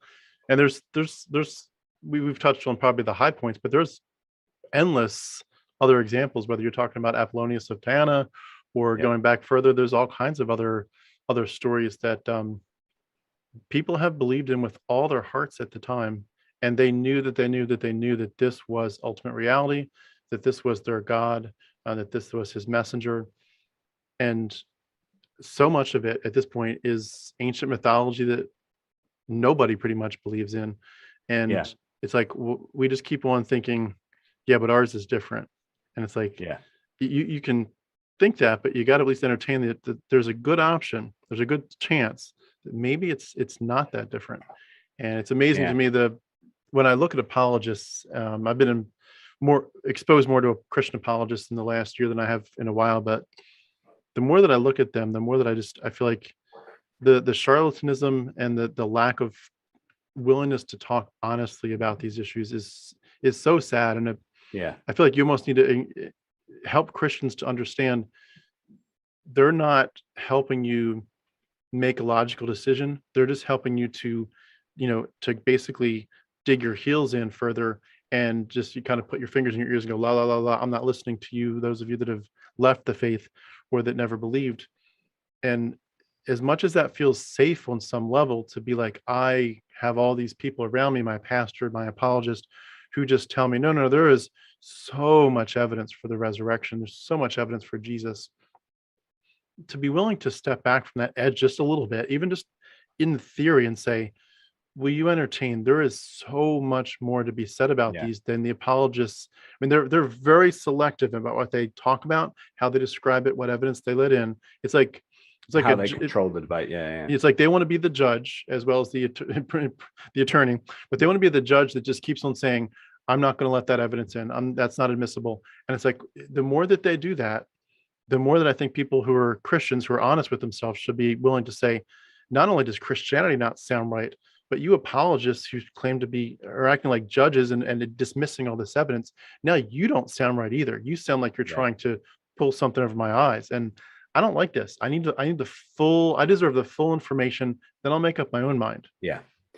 And I think, and I thank you for giving me the opportunity to sort of pimp this book, but that it's books like this and Nativity that should hopefully we have still only touched the surface. I mean, we've talked at great depth to some degree about certain aspects of this, but there's so much more, as you're saying, there's so many more allusions that could be made to other stories, but also so many more incoherencies between all the gospel claims that but the problem is for Christians, you open that door ajar, then you've got a full risk of that door being swung wide open, and then all sorts of stuff going wrong. Could I ask to take us to maybe a more personal aspect of this to wrap up? What we're talking about is one of my boys keeps knocking on the window. He wants me to go outside with him. I'm like, gotcha. I'll make this the last question, then we'll call it a wrap. What this does effectively besides all the issues we've talked about and touched on, it ends up bringing it to a very personal issue of, I'm afraid of what happens when I die. Yeah. And one of the big issues for me when we talk about what Christians are doing to people with their worldview and their dogmatism, there is a sense in which they're effectively depriving people of the ability to, number one, process their own pending and inevitable death, and also to process the death of those who've loved us, who've already passed. When you are a Christian and you it's like, let's say, my dad, for example, he died about 2 years ago. If you're a Christian, you are thinking, I need to kind of grieve because I expected to see him in life, and hope to have a few more years. Obviously, we all want a few more years, but he died now, and I'm sad. But I'm not really sad, and I don't really have to grieve this. I don't have to grieve like the pagans, to borrow the biblical terminology, because he's not really gone, and I will see him again. And it's almost like when you deconvert later and you realize none of this was real, it was mythology. It kind of hits you again like a wave, like, oh my goodness, but he's actually gone. Like he's that gone. Allows you to realize the functional benefit, I suppose, of that narrative in the first place. I mean, that's the reason why that narrative exists, because you know what? It makes the world a better, nicer place, feeling like a nicer place to you. It's akin to the just world theories. The just world theory is that everything's just, and people, because humans can't abide with things being unfair. Unfairness is horrible, but the problem is the world is deeply, deeply unfair. The universe is unfair. The universe doesn't care about us. So if we as a species wipe ourselves out, whatever. But that doesn't sit well with the human proclivity to fairness that we all have. I remember when we had just moved into this new house that we're in now. Well, we've been here 7 years, but I remember we came in, there's this big sort of range oven thing that we'd never had before. One of these sort of big, you probably all got them in America because everything's so big. But no, one of these big sort of oven things. And our boys were going around the kitchen on a wheelie chair. And one of them pushed the other, and it went straight into the oven and smashed this oven door, right?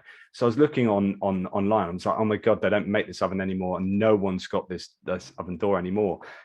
And so we're going to have to get a replacement. These are like £1,500, £2,000 for a whole new oven thing. Oh my goodness! And Helen, my partner, who's not religious anymore, she was like, oh, it must have happened for a reason. And I wrote an article on this because I found it really interesting. What happened? We had a little discussion, and it turns out that her mind was just justifying this happening because she naturally couldn't handle that such a crap thing had happened, and shit happens, right? So as a secularist, she was going, there's some justice in this world that means that happened for a reason. If that hadn't happened, then this wouldn't have happened, type thing. And she's justifying this by that bad thing happening. And that's just natural for the humans to do. So then you look at like death, and why does good stuff happen to bad people? And you start inventing heaven and hell in order to justify the unfairness of the world, right? And so it has that functional benefit, and it makes sense, and that's why it exists. And in mimetic theory, and like memes are ideas that, and if they maintain, it's a bit like genes. If they convey an advantage, or there's some kind of positivity to the idea of that meme, then it will maintain through time. So this is a mimetic kind of network of heaven and hell that maintains over time because it conveys an advantage to those who believe it. And they have some kind of comfort from heaven and hell, and some kind of idea that the world really is just at the end of the day. Yeah. So just the world theory is hugely important. And like you said before, the terror management aspect of it. And I absolutely understand it. I guess I would just say, I don't think it's fair to deprive people of the ability to let them make up their own minds. Like, in other words, if you could say, well, if you're stuck in that, Plato's cave, and you're watching the shadows, and that just really gives you, I'm just so happy with the shadows, that makes my heart jump. But I think wishful thinking versus reality. Yeah, most people, I think, would want to know what the reality is. They'd want to be unplugged from the matrix, I would guess. I would think. I don't know. I don't know if I'd agree. I would arguably, would some people, if it gives them more comfort, some people are probably happy to live under an illusion. Yeah, I guess that's the question. Yeah, it's an interesting one to look at. Maybe we could save that then for another time, because I'd love to dive into that more with you. But it is fascinating to think about. Are some people better off without escaping religion, even if it's completely mythological? Yeah. So the key there is to very carefully define what you mean by better off. Right, because so they could be better off in certain ways, but not in others. And are those ways more important than those ways? So, yeah, I did write a paper. In fact, I've got a book coming out. I've written a book, but I've been waiting till this has become embedded. And the book is called "Why I Am Atheist and Not Atheist." Right, so why I'm atheist and not atheist. Very clever use of the title there. But I go right from the beginning of like what are abstract ideas made up of, to on ontology, to epistemology, through to natural theology, to morality, right? And at one point I ask in the book, can you believe things that are false? Are there good reasons to believe things that are false? Which is essentially this. So I have dealt with this in a chapter to an upcoming book. But it depends how you define. It depends what the long-term consequences are to believing false things. And it depends how you find, being better off and those things. So we'll put it on the calendar at some point when that book comes out. I'm going to get a copy, and we'll make that a topic. I think that's a great one, because I think a lot of people that deconvert do question, because they can see that the Christians that are stuck in it overwhelmingly, it's like you want to tell them, why did you leave? Why aren't you still a Christian? And your very existence as an atheist, even if you're very passive in it, the fact that you don't go to church and don't believe and don't care about it anymore, it's a threat to them. And so to be able to just think through those issues, I think could help a lot of people. So I'll look forward to that conversation. The problem is, like, lies and mistruths can hurt, right? But reality can also hurt. Yeah. Do you know what I mean? Like, so plagues and, what's going on in Afghanistan at the moment, or the coronavirus, right? This hurts. This is hurting people. This is killing people. So, but that's reality. So either I go, damn, that reality sucks, or I could go, damn, reality sucks. What can I do to make it better? How can I cope with that by actually trying to make it better in my own small way? Or do I go, but it's all okay because I'll be fine in heaven? And so will all the people who died of coronavirus and in Afghanistan. Those kids will be in heaven. Yeah, that's where pops into my head the opium of the masses concept. Yeah, there you go. Yeah, well, it's good to talk to you. I know we got to wrap up here, but thank you so much. We've been speaking again with Jonathan Pierce. I'll have the links again to his books and his website. Thank you so much. Buy them all. I don't care if you read them, just buy them. Maybe buy 20 of each, especially this one. Support Jonathan. We look forward to your next books too, and thank you so much. It's always good to talk to you. Yeah, cheers, man. Thanks. Thanks, Jonathan.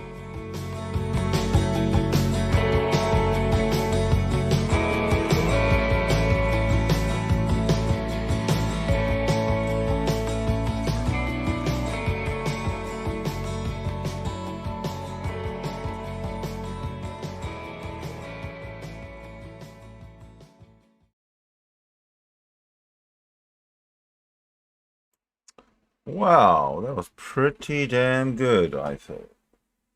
I thought it was really. Okay, so here's the deal, folks.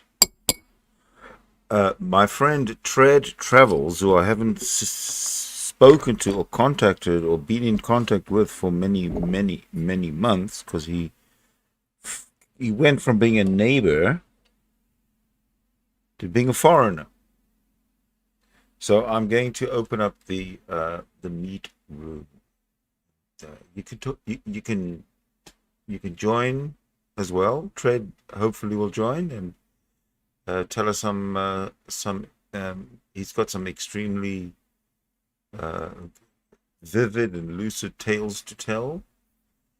I'm sure of that. So I'll tell you what I'm going to do, because you know how I hate you guys being bored.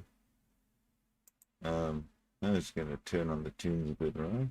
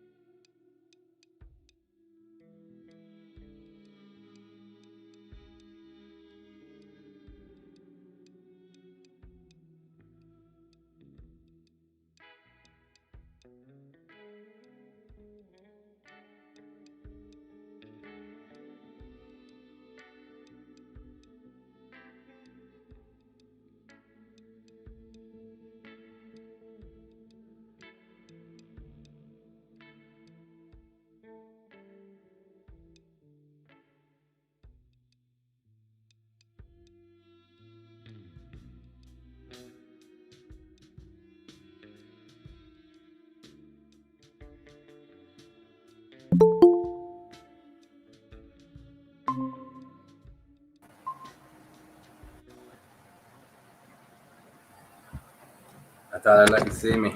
Hey, I haven't spoken to you for so long. Yeah, this is pretty. Let me try to clean this camera up here. Well, don't clean the camera. I'm not accepting camera.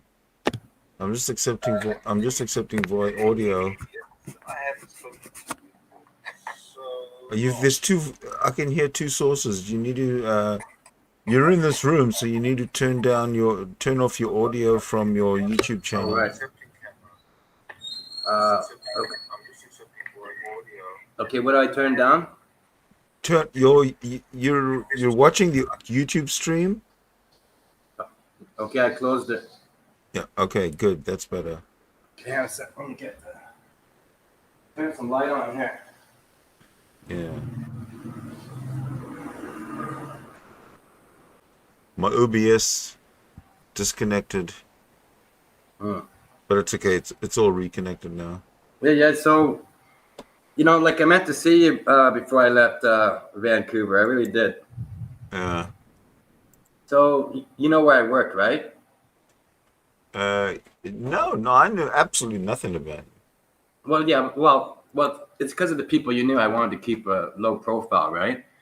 I have no idea. I have no idea of what that was all about.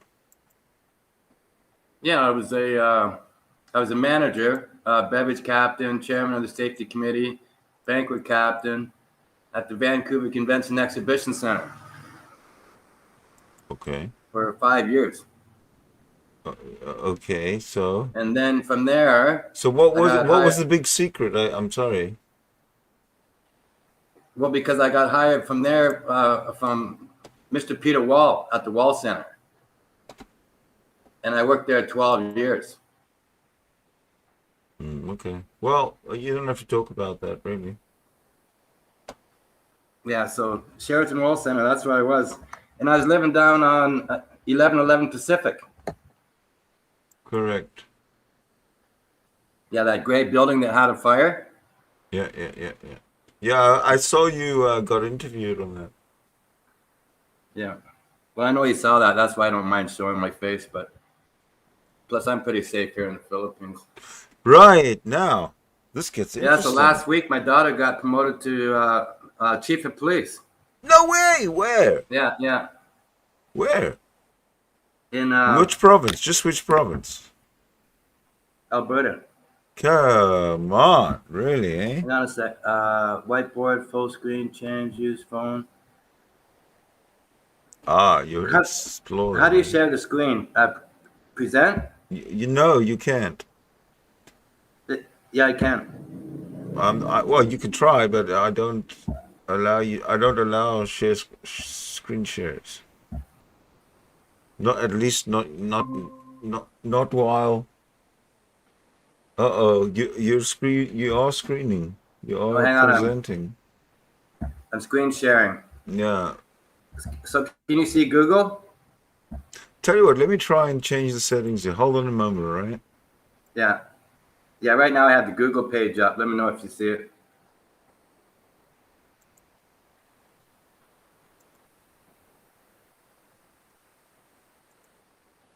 I do see it, yeah. Oh, okay. So let me show you my daughter. Hold on a sec. Whoa. Stop. Okay. We are live streaming. Oh, on YouTube? Yes. Oh, for God's sakes. So cut that out. Yeah, okay. But now you can your camera I can see.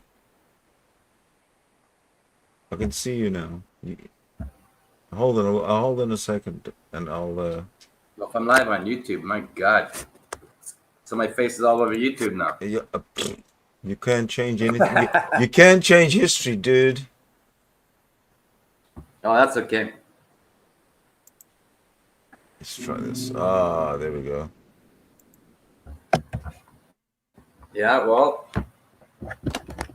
I'm in my second home that I built. Actually, I have 3 homes. Oh, stop bragging about your. Oh. Your because you're part of the 1% in the world. There you go. You can see me now. All right. Yeah. Hey. So when are you coming to the Philippines?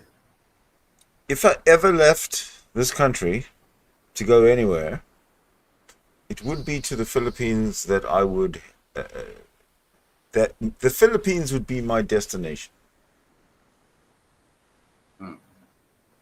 So if my live streams ever became really exciting, and lots of people wanted to see me live stream, or even better, if I could get a sponsor who would like to sponsor a trip for me to the Philippines,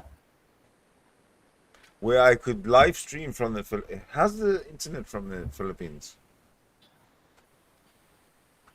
Yeah, but you're pensioned off now, no? I'm retired, yeah. But what's the quality like? Could I live stream from the Philippines? Yeah. Hang on. I can hear music. You got to switch it off. Yeah, because I'm trying to get back to YouTube so I can see what people are seeing. That's fine. Just mute the YouTube. Then you can see, and that's it. Go to my alerts to find your stream.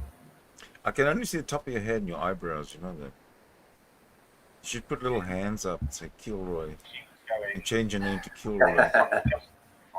Hang on a sec.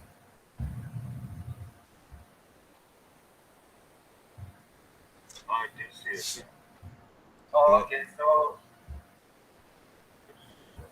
Dude. Yeah, I'm trying to get back to YouTube so I can see. All right, I should get becoming very, very entertaining and professional. No, hang on. Okay, I shut that up. Okay. Well, anyways, 2 years, 8 months. Retired here. Give me a camera angle so I don't have to look at your lights on the ceiling. There you go. Just turn off those lights, dude. Come on. Okay, hang on a sec. I'm trying to get to the end of the video, but it won't let me. No, the light's behind you. Well, if I shut the lights off, it's going to be a really bad shot. No, you'll get the light. You'll get the light from your. There, it's better. Now sit yourself down. There you go. That is much better. Just lower your camera a little bit so we don't have to. There you go. Okay, there you go. We had a federal election here in Canada on Monday. Yeah, and I guess Trudeau's in again. Or? Oh yeah, there's absolutely zero change. At least not that I can see.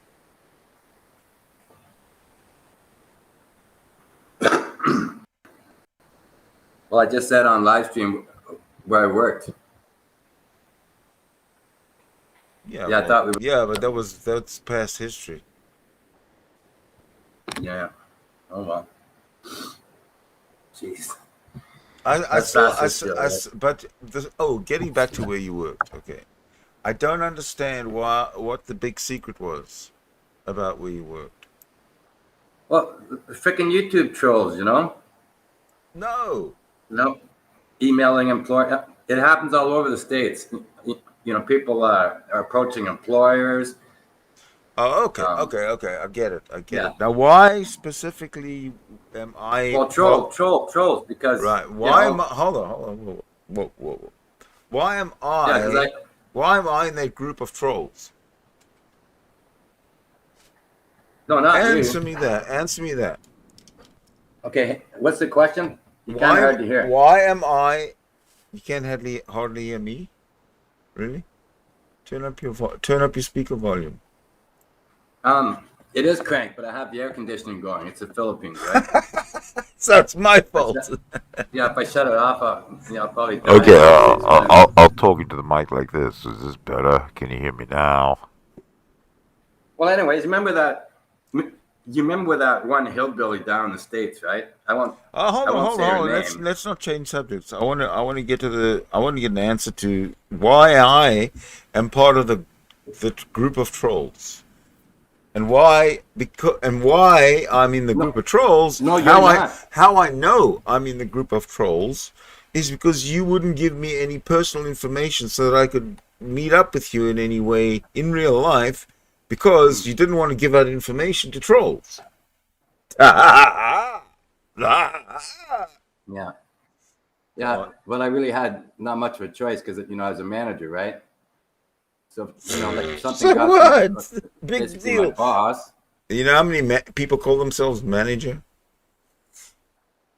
But so what? I don't understand. I still don't get it. You got to explain to me better. Because I was a manager is not quite convincing. Okay, well, look at the group of people we were with, right? That Gran. Yeah, but I'm not talking about anyone else. I'm talking about me. Why wouldn't you give me the simplest bit of information so that we could, because we had planned to meet up, right? But you wouldn't do it. The best excuse you came up with was your wife said she doesn't think that meeting people or friends that you have on the internet in real life is a good idea. And as far as I was concerned, that's what I was running with up until even this minute. Yeah, I think that's about it. Because that's what you used. When I reflect back to when I was in Vancouver, I don't have any idea why we didn't hook up. I do. Because you kept on saying we should hook up, and then you kept on coming up with an excuse that we shouldn't hook up. Life is a funny thing. Well, probably, I don't know, Sid. Sorry about that. I had a lot of battles going on with YouTube trolls to affect my life. What did you do to attract trolls? Are like mosquitoes. What did you do to attract trolls? I don't know. I was a moderator on so many live chats, right? And live chats, okay. Yeah, and then you have these, feminists and ultra feminists, and then you have people like Gran. And is he still around?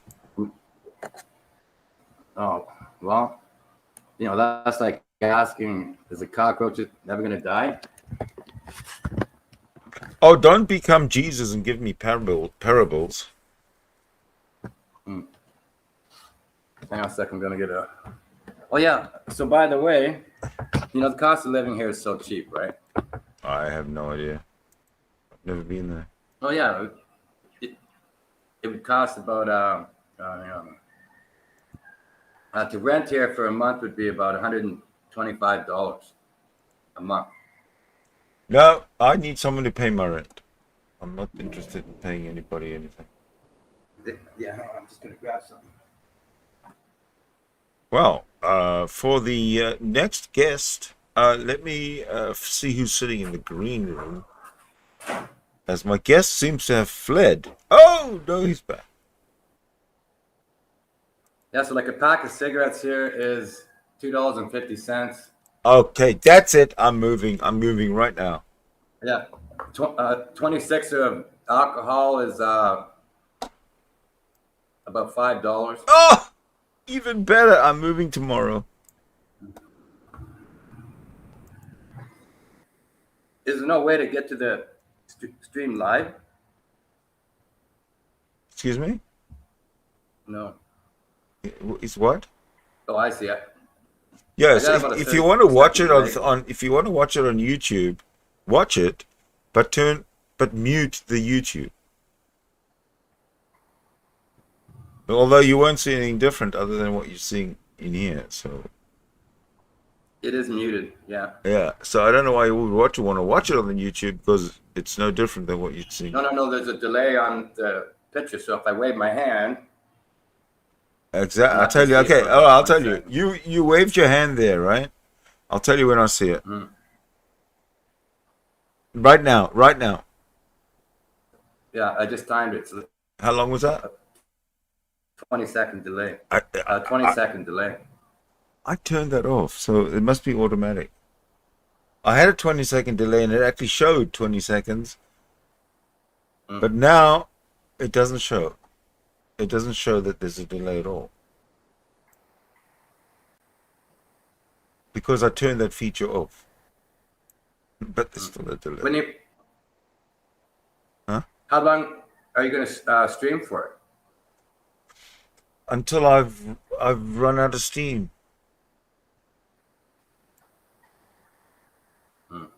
But I want to hear. Yeah, because I would sure love to screen share a lot of stuff with you in a private chat.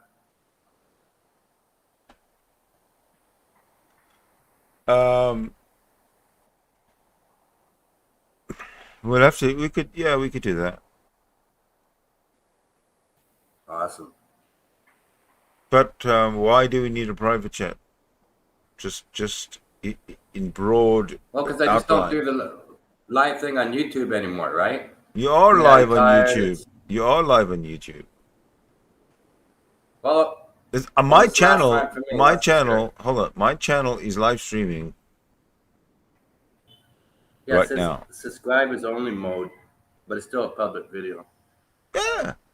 The subscribers only mode is you have to be a subscriber for 20 minutes or something like that, or 5 minutes or whatever it is, in order to start to leave messages or in the chat. That's I have a lot of stuff I want to show you that's all right. that other people aren't qualified to look at. Okay. When did you want to do that now? Well, yeah, it's just you and me here. No, I'd have to stop the live stream and say, call it a night and say ciao.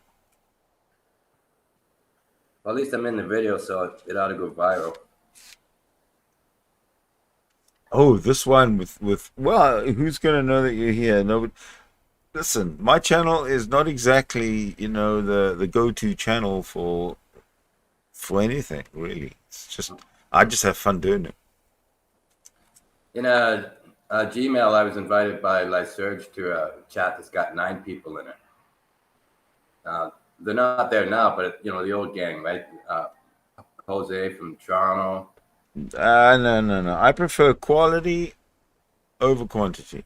Over quantity. Absolutely.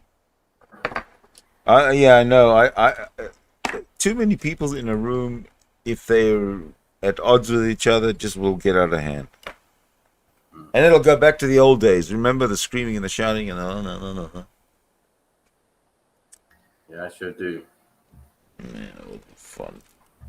Yeah, that's why I haven't been around a long time. I don't moderate anything anymore. I've never trolled a troll. I just like fishing and diving and swimming and eating and partying and. Can somebody? I tell you what. Hey, everybody! I have a proposition for you to sponsor me. Okay.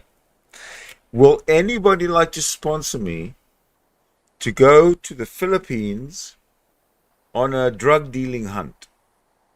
Because our Duterte is offering money, I think, if you kill drug dealers and stuff. It's like open season. So if you want, and I'll film it. If you want to sponsor me on a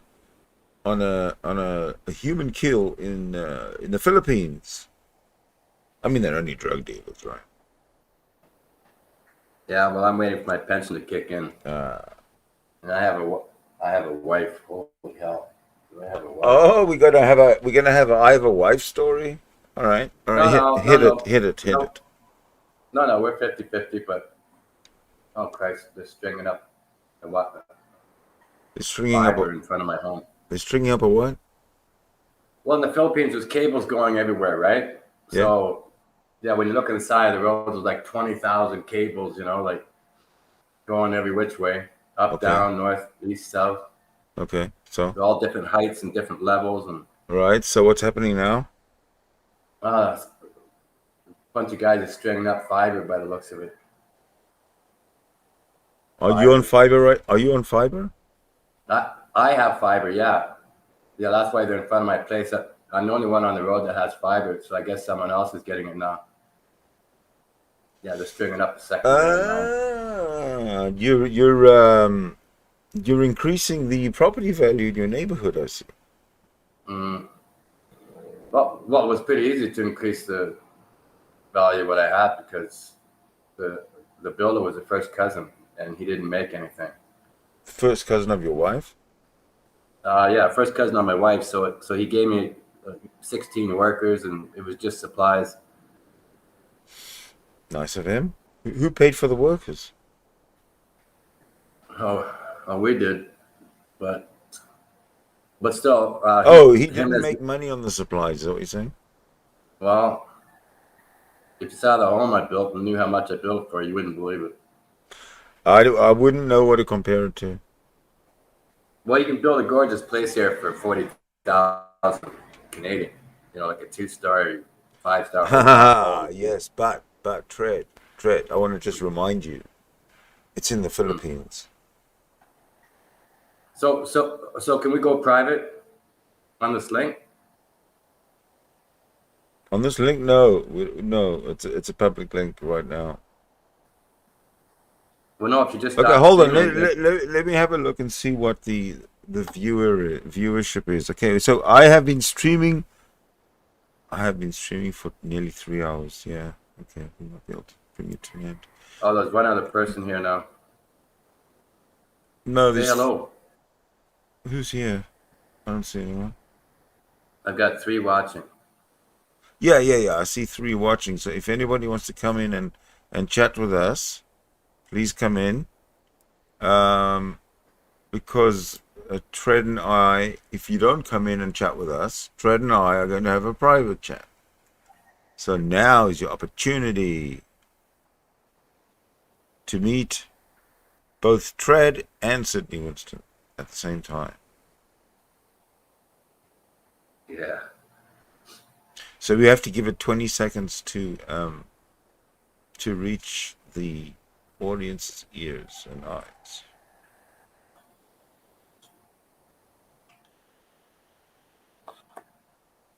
That's probably some freaking NSA bot. What are you talking about? No, when I left Vancouver, there was so much shit going on, you know, with this Go Green initiative. NSA was up there, Department of Homeland Security was there. You know, that's another reason. You know, I was in events that I'd be the only person there, you know. All this Go Green initiative stuff, things going in Vancouver. Anything, this Go Green initiative is all globalism, right? It's pretty bad. Go Green? What do you mean by Go Green? Well, like the Go Green initiative, like putting cycles all over Vancouver and, you know, trying to get people out of their cars and on public it's all very well in the summer and the spring when the sun is shining. But in the winter, you know, sometimes it gets windy, it gets cold, it gets rainy and wet and slushy and yucky. And where's the green there? Yeah, I'm looking forward to going private, so I got a lot to show you. All right. Which I haven't showed anyone else. Thank you all for watching. You are